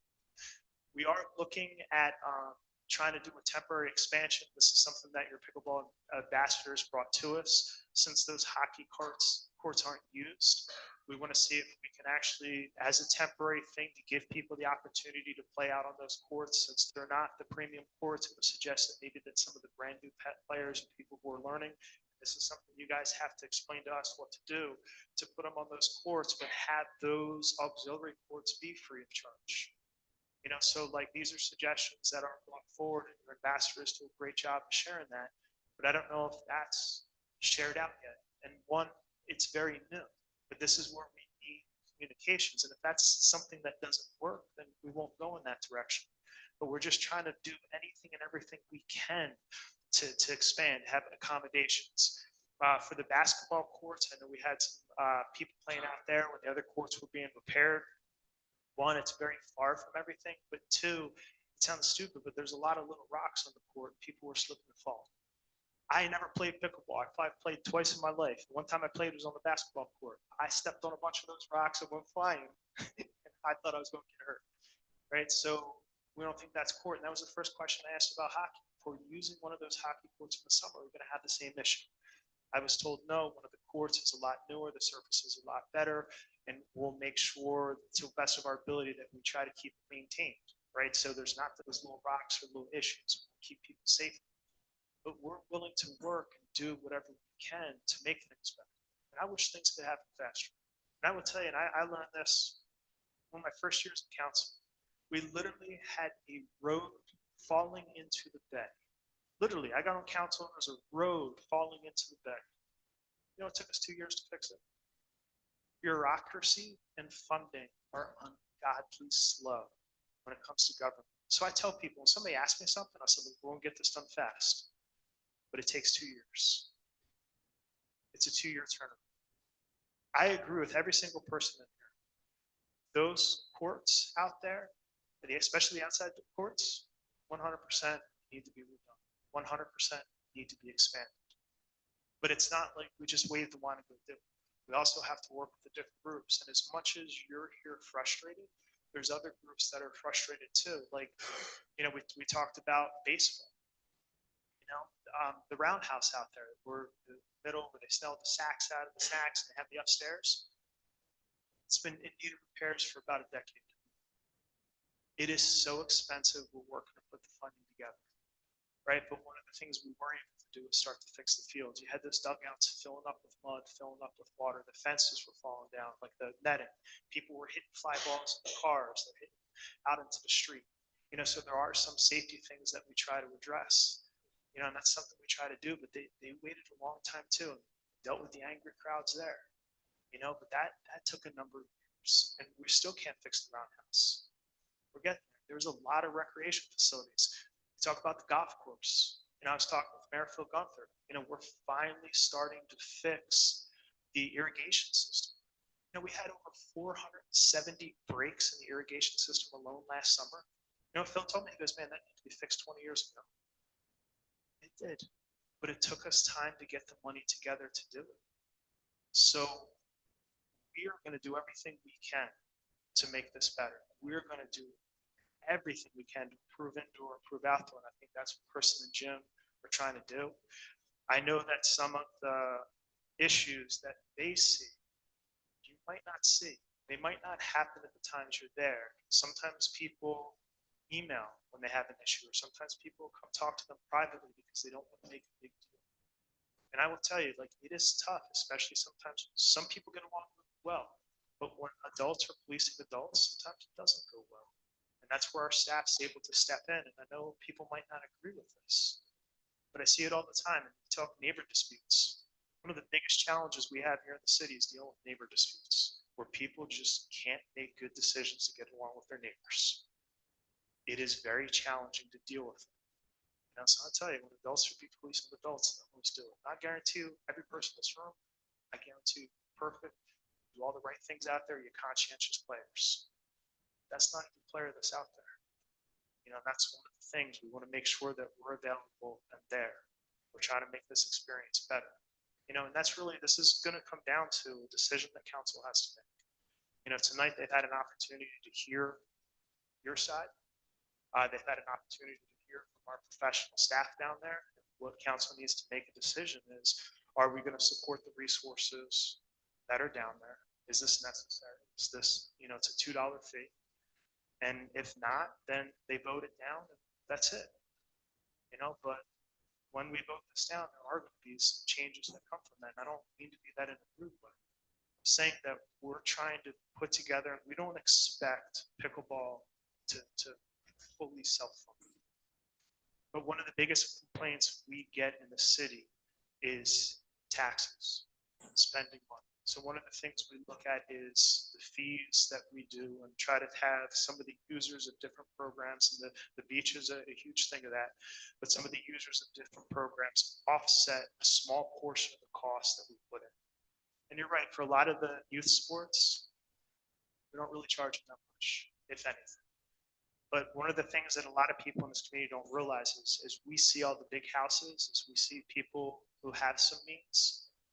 Our school's over 60% free and reduced lunch. There's kids who don't have enough money for food, right? So my heart breaks a little for them. So yeah, you know what? Me personally, and I know a lot of people on this council, we're going to put some money into that because we want to make sure that those kids have a better life. And that's something I'm committed to doing. For those of you who don't know, I'm a teacher for 19 years. So when I see kids in need, I do want to. And I would say, like, one of my things, it's funny, I was in a meeting the other day, and somebody said, it's not about the I, it's about the we. It's what we can do as a community to make things better. So there's no other further public comment. Yes, sir.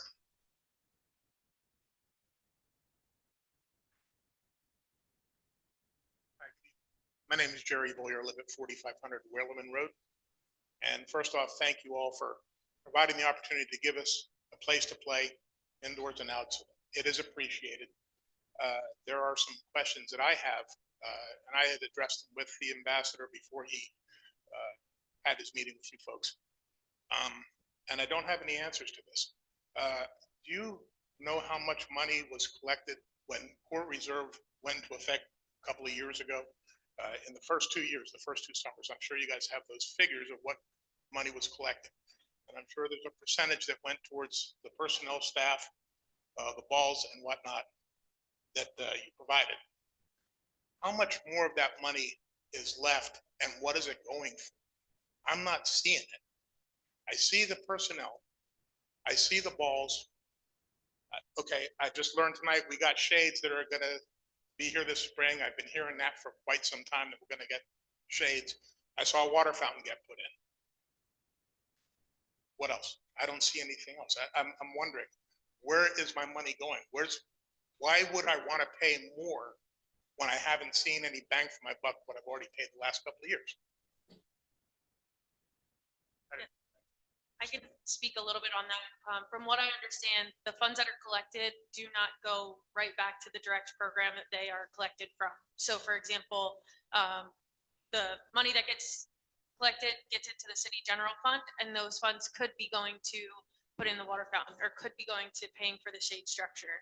This year compared to years previous, just looking at our outdoor pickleball expenses, we're at about $79,000 for outdoor pickleball expenses this year compared to $29,000 from last year and the year before. That includes the shade structure. It also includes staffing, things that you mentioned. But just because funds are raised as part of a program doesn't mean that those funds go back into that program. They are collected in the city general fund. One of my positions, and I've said this since people started the new system, is that that money should go back into pickleball. like when you guys pay the fees, that's something that I've advocated for over and over, that when you pay those fees, that the majority of that money should go back into the program. That's what it's for. And that's where you look at the increase from, 2023 and 2024 of 29,000 roughly. Now this year, we're putting 79,000 back in. The same thing, like when we did the repairs, it's 350,000. When we do probably the reconfiguration just for the pickleball courts alone, tennis courts, it's all together, that one complex, you're probably looking over $1 million. Right, so one of the things we try to do sometimes is start to build up capital to then make investment. I don't know about you, I don't like to pay with credit cards, I like to pay cash up front. Okay. Hang on a second.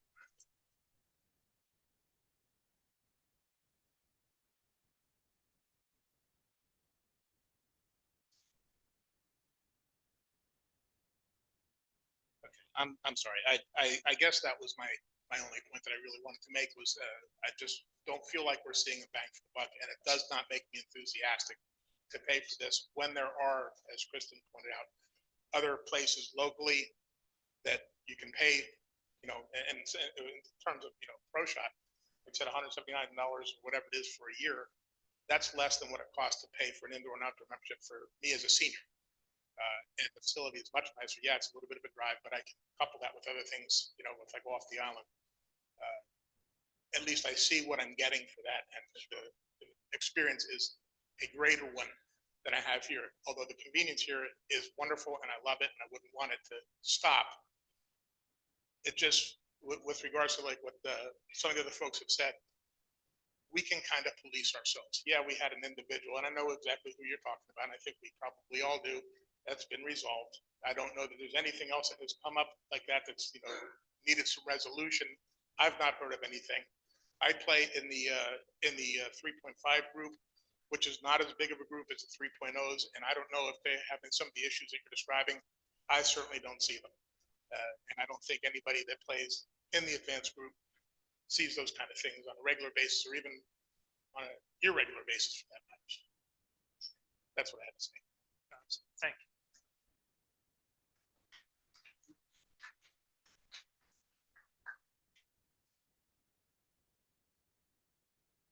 Hi, I'm Sumo Zaleski, 28 Coquille Beach Drive. First of all, I love you guys. I love all of you. I moved here like 2.5 years ago, and I tell my friends, I not only moved to a different town, I feel like it is. It's an amazing place. Played pickleball the whole time.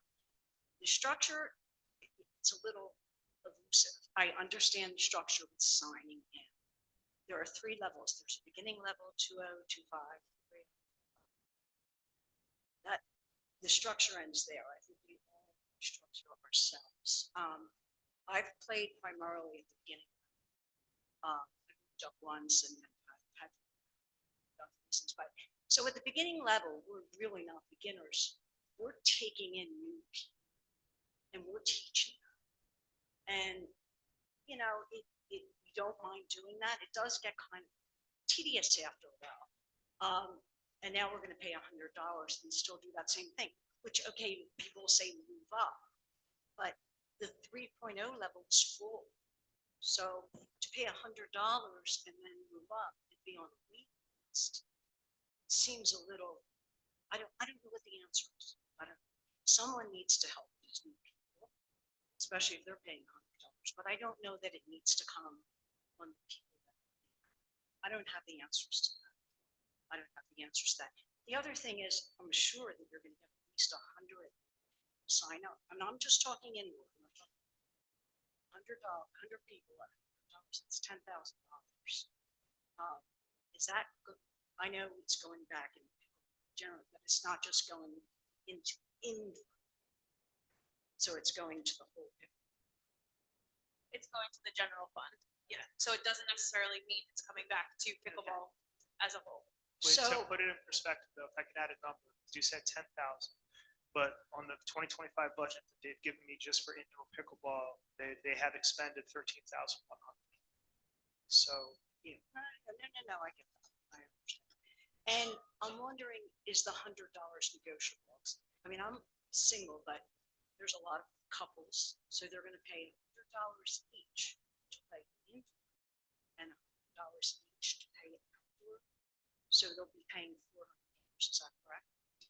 If they choose that option. So everyone has the option to choose the pay as you go. So that's $2 anytime that you RSVP. The only thing with that is you only have 3 days in advance to book.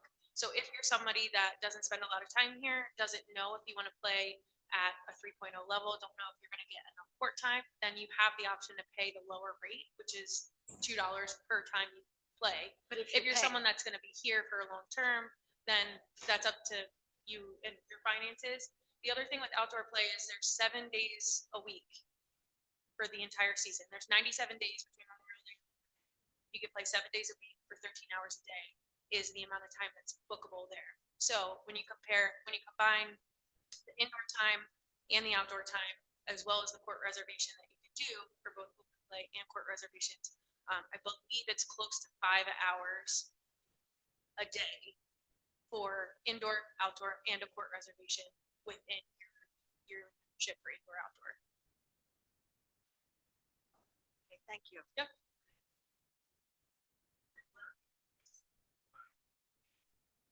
Less.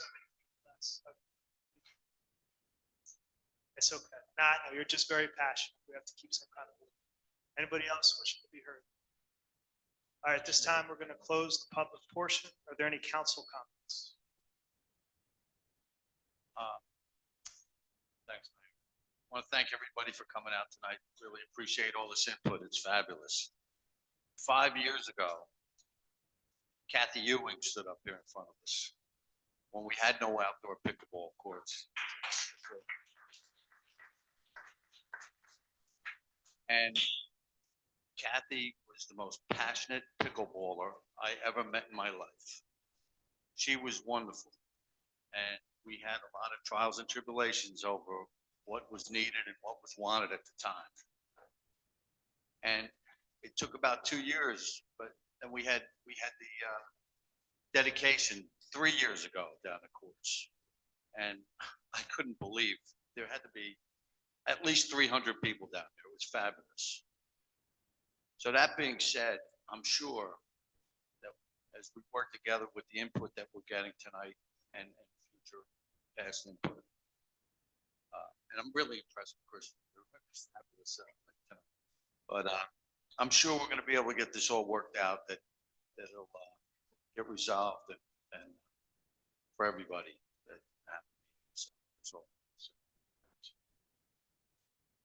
It sounds like everybody seems to be concentrating on the monitoring of the program, but you're forgetting that it still needs the setup of the nets, the takedown of the nets, the repair. Wait, hold on. I listened to you. She listened to you. I asked that everyone listen. And also the cleaning between, that Kristen says is done, the cleaning of the courts between groups before and after, whatever.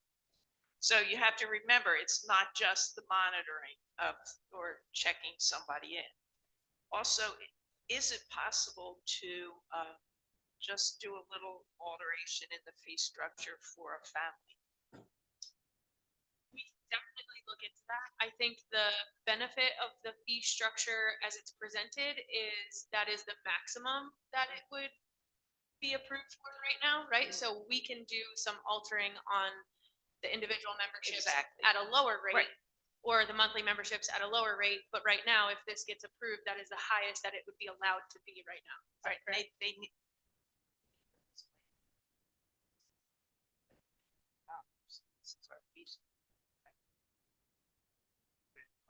Check with our attorney. That's why it's here.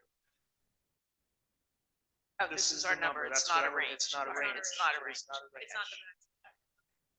But what I hear our deputy mayor saying is that she would like, so just say this passes tonight. One of the things is family, and I get that. I didn't think about that. You got a family, it's $200, then it's $400. I get that. Is there something we can look at when it comes to family to maybe give a better rate on price? That's something we can look at. We would definitely work with the football ambassadors. So then we would bring that back before council to make that change. That's something that I do think that makes sense. We can't change it tonight if we change it Okay. tonight. Changes the whole thing.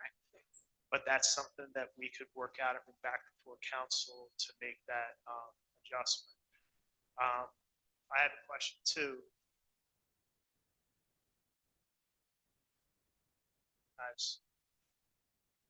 So we put it in place, something's negotiated for families. It takes 2 meetings in 20 days. So then we have to refund people, then what's the procedural thing, right?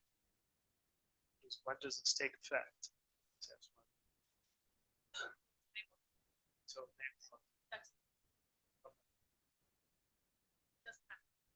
no, so we have flexibility and that's something. Look, I just want to make sure everybody's clear because I know the procedures. I told you government moves slow. So, all right, that's something we can look at. Any other council comments? Thanks. Best of luck to everybody involved in pickleball on all sides, if you will. And I just want to, again, extend congratulations to our newly sworn officers, Officer Watt. Some very best. Did I pronounce his name? No, you're perfect. So it's not yet. So we still have a whole meeting ahead of us. We're just doing the comments. Oh, best of luck then. I'm going to stop right there. If there's no further council comments, can we have roll call?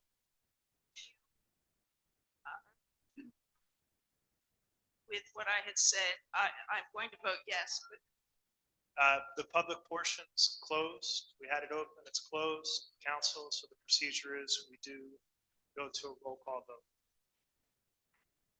I'll state that I would like to see a change before it goes into effect, at least to have the family race.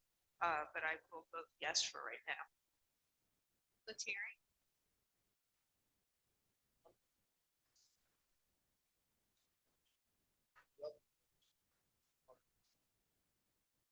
Pickleballers that cost them too. So that's the problem. Broke, cost money to run.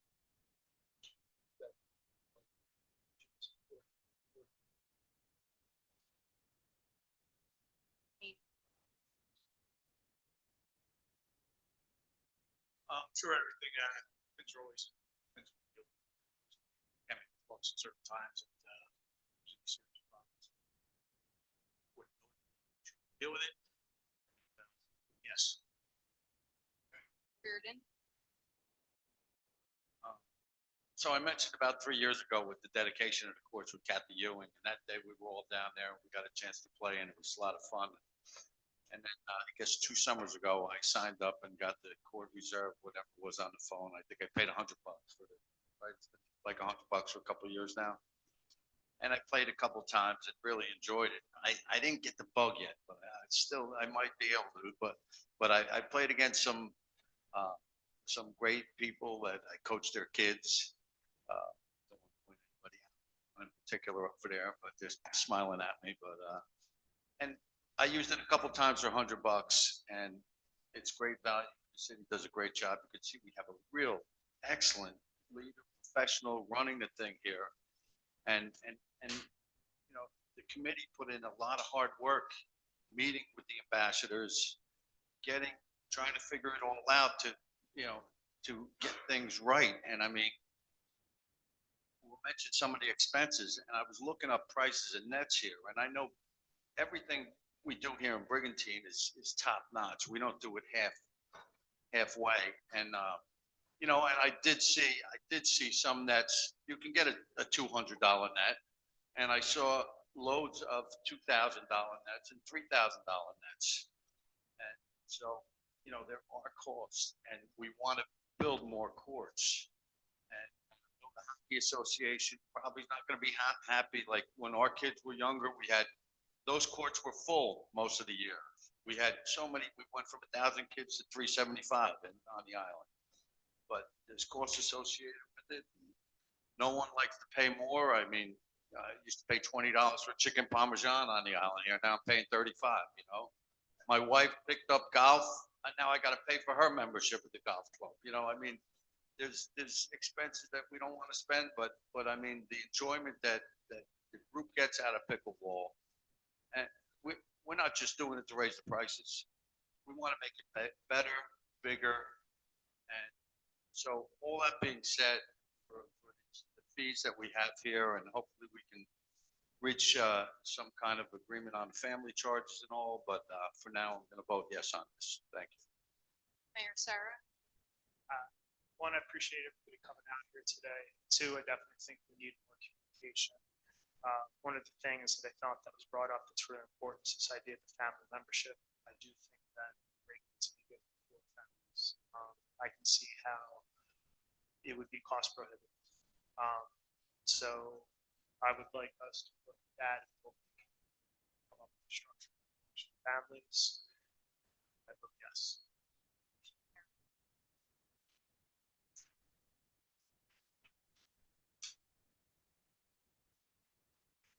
If you guys want to stay for the meeting, you can. We could take a little recess if you guys want to go. I know the rest of the meeting might be boring. Mrs. Phillips is in for the long haul.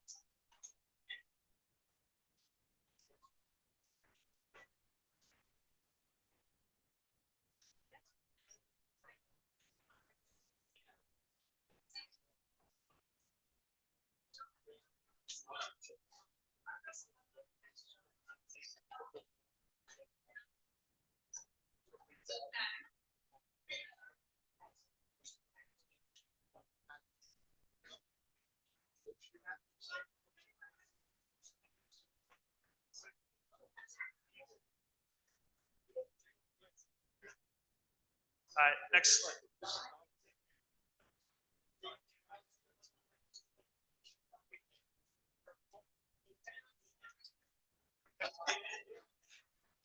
Children's wise, yeah.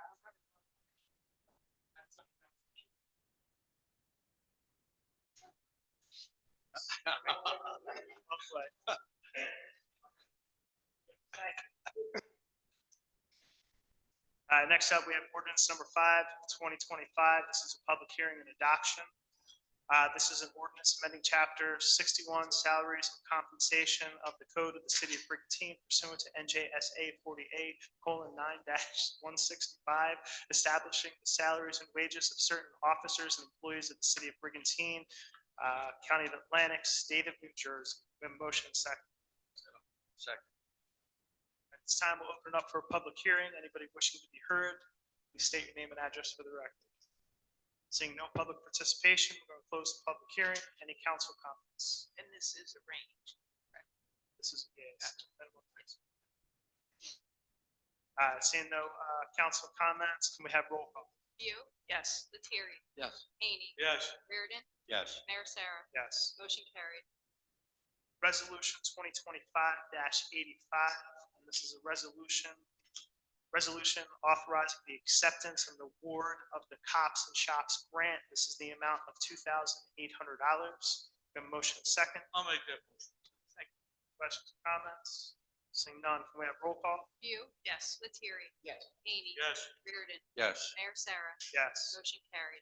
Resolution 2025-86, and this is a resolution authorizing the city of Brigantine tax collector to prepare and mail estimated tax bills in accordance with PL 1994 C73. A motion second.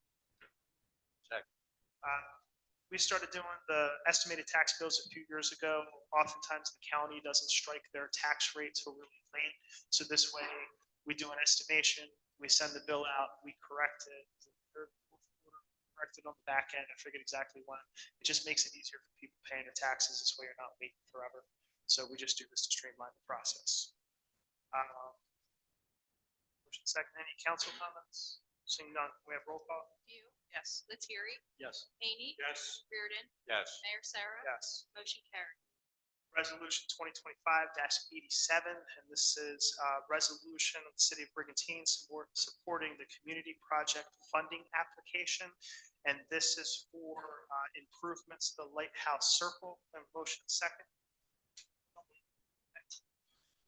We're working with the county on this project. This is a county project, but we're partnering with them.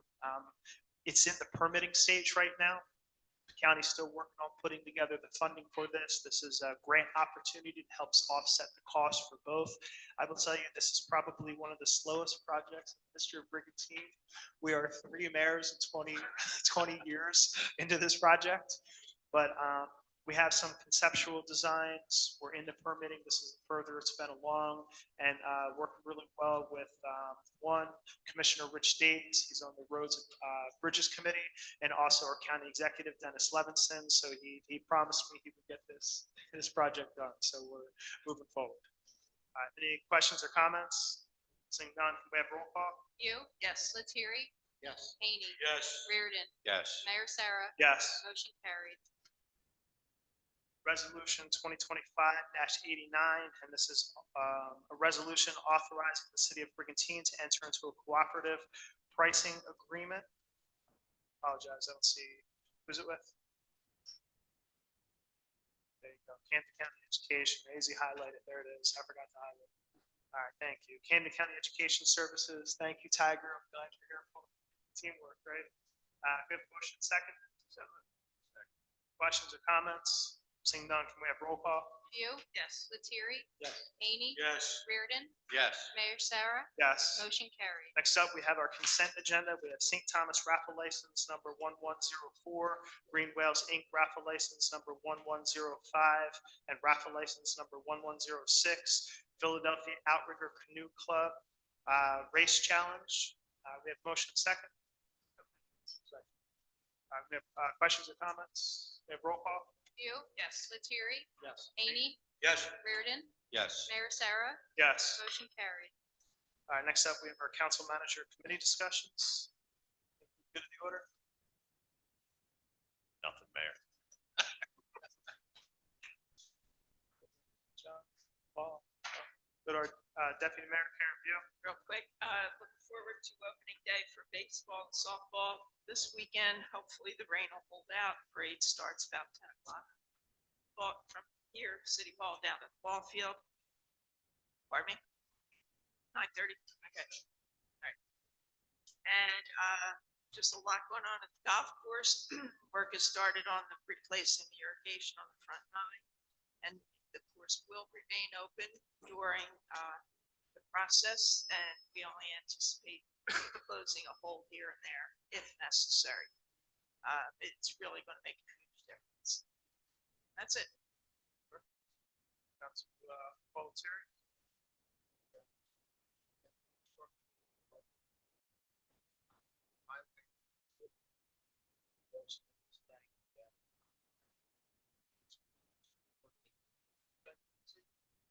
Signing.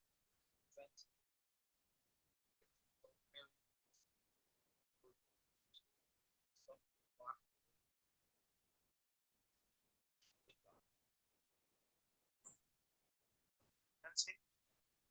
Yes, the piggyback off of the poles.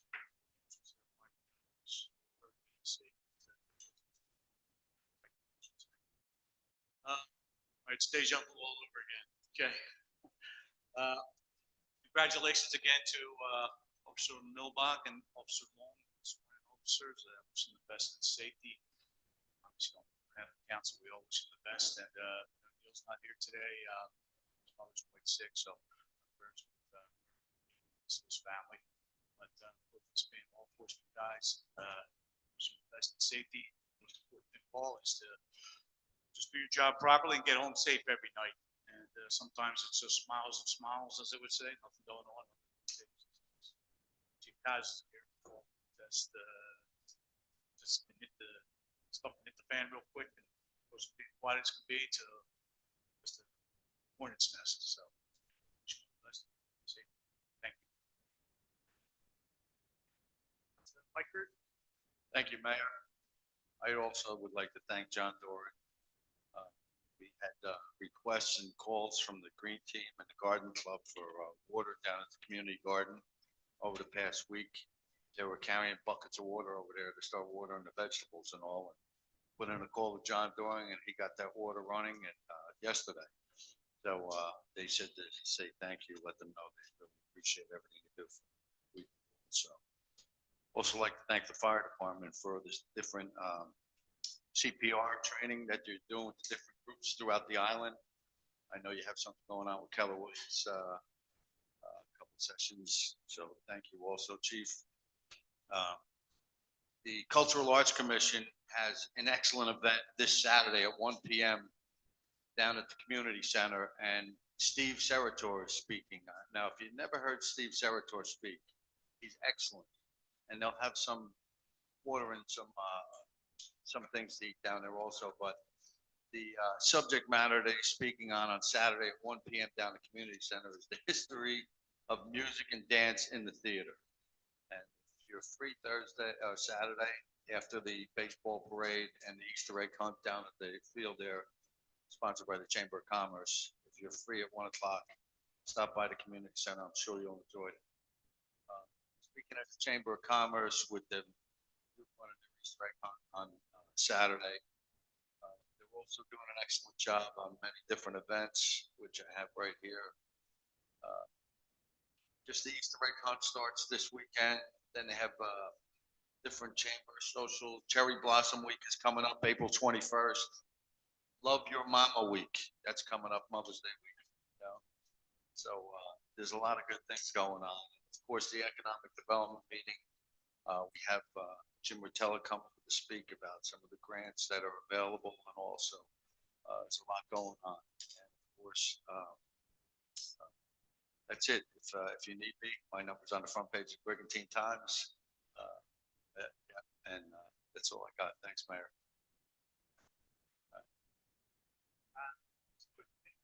Had the Board of School estimates met, approved our school taxes for the year. This is the 12th year in a row that the Brigantine School Board has reduced taxes. 12 years in a row they've cut taxes. The average reduction will be about $40. Most people see about a $40 reduction in their taxes.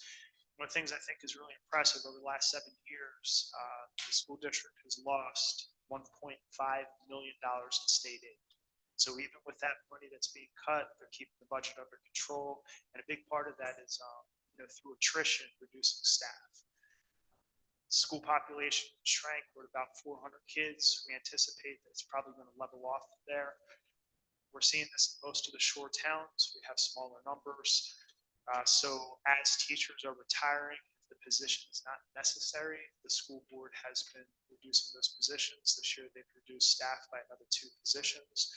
And I think they're probably over the last 10 years, I think they're probably somewhere between 80 and 90 positions that have been reduced. So the school will continue to right size their staff. I've had people, not that I would go this route, there's people who are like, why don't you just fire a bunch of the teachers? The problem is when you do those mass layoffs, 1, it's not good for the district, but 2, it's really the people at the bottom of the scale, and you're not really changing the number. We have a lot of staff that is in position to retire. As they retire, the school board has not replaced it. That's been good. One of the exceptions is obviously special ed. We are obligated by law to meet IEP and special ed needs, so the district will continue to do that. The school has a lot of outstanding programs. People literally come, and I say people, administrators from all over the country come to our school to learn about the programs that we're doing. Our superintendent has been called down to the Washington, D.C., to the Federal Department of Education to do presentations on some of the best practices that we're doing in the school. And our superintendent, Glenn Robbins, was actually named as the second best superintendent in the entire country. So there's a lot of great things going on there. A lot of the professional development, a lot of the things he does for the kids in the school has been absolutely amazing. I know they just had a big day. The superintendent challenged all the students to improve all their test scores based on the percentage of test score they got a length of tape. And the goal was to see if they could tape them to the wall. Those kids improved so much on those tests. They taped him to the wall and he stuck on the wall. He was hanging up there for a while. The kids cheered. They were so excited. And I know that's always a big thing is test scores, but over the last couple of years, since our superintendent has taken over, and obviously since COVID, because it took over COVID, test scores are going up. Culture of the school has really changed. There's a lot of amazing things, especially with Mr. Rogers projects, where they're working, coming up with marketing ideas for the different businesses in the community, as well as the stuff they're doing with aviation, their podcasts, and also when it comes to cybersecurity and AI. A lot of our students, and they're partnering with, I know with Stockton, but some other universities, they're really learning the technology and job skills that they're going to need for the future. And one of the things we see in education is a lot of the jobs that this generation is going to go into hasn't even been invented yet.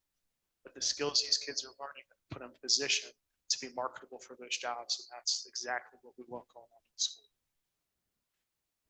So at this time, we'll open it up to public comment. If any wish to be heard, please come up, state your name and address for the record.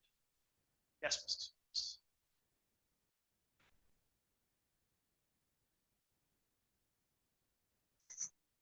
N.H. Phillips, 308 27th Street.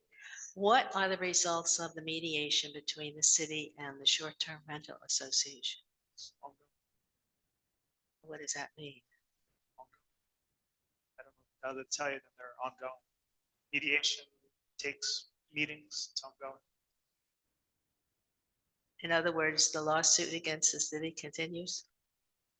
Turn it over to our attorney.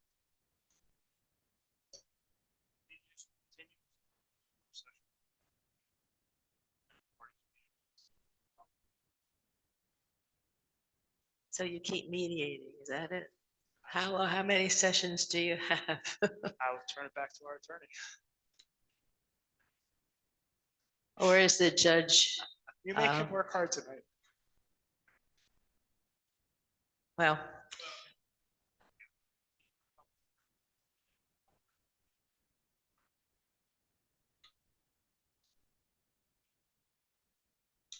no, I understand the concept of mediation. I just wondered what, if any progress was made and either side is giving in at all, or if there's a compromise. So at this point, your city's position remains the same and theirs remains the same? As far as I know, nothing's changed. Okay. On short-term rentals, how many units do we have? I apologize, Mrs. Phillips. I didn't bring my notes with me. I don't have it off the top. I believe It's a somewhere large around number, isn't it? 1,100, isn't it? So somewhere around 1,000, 1,100. Well, I've heard around 900 and so. So in percentages, what percentage of the total residences is that? I don't What do we those- have? 8,000, 7,000? I don't have those numbers memorized, Mrs. Phillips. I apologize. I gotta step up my game. Well, it's there's interesting facts. I mean, numbers that we should have. All right. I know tonight we added 2 new police officers. How many do we have? Counting them. With the addition of these 2, which are replacing to the left, we have 35. 35. Same Full-time number, officer, right? which is the same number we we've had for many years. Just replacing Yep. retirements. We're just replacing. I think the number was, usually we've had 34, I believe. So we increased the number? I don't believe we've increased the number. I thought we had 36. I thought we No, reduced it. no. It's been 35 for quite some time. Okay, so we'll continue to see how the short-term rental situation proceeds. You know my opinion on that. I'm not the only one, but I still think the city is on the wrong side in terms of what is good for the whole community. Thank you. Good night. There's no other public comment. Close the public portion. I would say one of the things we set out to do is to create a short-term rental ordinance and regulations that would really help to resolve a lot of issues.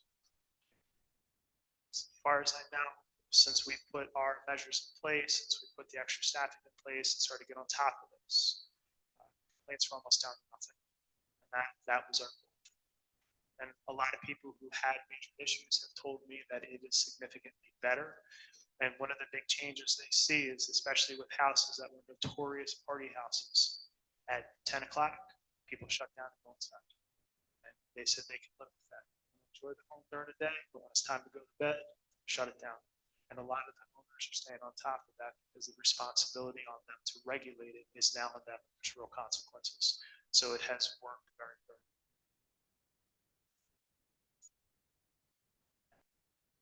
Thank you, Mrs. Phillips. If you want to hand it to her. Thank you. We appreciate it. Yeah, I noticed there was a couple here from one of the big areas that was a short-term rental issue, and they have nothing to say tonight, just they complimented us on the way in, I think. I heard. Thanks, Heather. Are there any further council comments? I just want to thank Kristen and Jim for coming and making a great professional presentation. Thank you. I did. Excellent job, Jen. Yeah, what a great team. Yeah. Jim. Yeah. What? Yeah. Kristen, Jim. Yeah, Kristen, Jim, I really appreciate everything you've done. I know how much work you put into this. I've seen dramatic improvements in the community center and all the programs we do down there. And I used to get a ton of complaints. You know, sometimes people like to complain. A lot of people are really happy, especially with the online services that they can come in, they can get online. They're not standing in line forever. They like the online payments, and that's huge. And I think it's usually around the time you got to sign up for people getting that. They call me from the line. Do you know how long I've been standing in this line? So I want to thank the two of you for putting that together. Really, all the programs in the organization, nothing but compliments. So thank you so much. And John, real quick, John Johnson. I don't know if you've driven by the Public Works building, but the progress on there, it is absolutely beautiful. I just want you to know. We were just talking about the railing. Absolutely. We told you we'd get it done. We're slow, but we're getting there. But it looks beautiful. Yeah, so one of the things Karen asked me too is and we've gotten a number of emails about this, the street in front of Public Works. It is on the list. We are working on that. We got to work on the drainage. We have an issue with the drainage under the street. We're going to take care of the drainage. Then we're going to come back through the paving, full reconstruction. It is on the list and it's moving forward. And beachfront parking lots, they're under construction now. That was a promise we made last year. And they're all under construction right now. Moving forward, we're hoping the paving and everything is ready by the opening of the season. So all things good. We're moving on a good pace. Yeah, the beach is actually coming back. I don't know if you've been down there, Pepper Cove. We worked with DOT. Senator Palestina had the acting commissioner come down, take a look at it. They helped us with a beach replenishment. They had an area they need to dredge. And putting that sand in the way they did has helped to trap and catch sand. And you can see that the sand actually stretches. It's under the water, but it stretches all the way back to the end of the jetty again. And they have let us know, the Army Corps, that they anticipate that that beach will continue to build, and they're going to monitor it. But Congressman Van Drew he was successful in getting legislation passed to look at long-term fixes, not just for Pepper Cove, but also for the promenade area in that beach, areas of repetitive beach loss. What we can do, they're going to do a study. Best things for the government, let me study it. But they're going to do a study to try to come up with some long-term solutions to help at least keep the sand in place or try to slow down that loss. A lot of beach communities used to be a 6 to 8 year rotation when it came to beach replenishments. A lot of towns are ending up on a 3, and I think we're pretty soon going to end up on a 3. So they're going to study that. They're going to come up with some recommendations. I would tell you this impacts, I believe, the whole East Coast. Brigantine is one of the only cities on the East Coast that has 2 locations on there. So I thank Congressman Van Drew for his support. All right, that being said, we have a motion second to close. All in favor? Aye. Any opposed? Seeing none, motion passed. Thank you for coming out and watching your council team at work.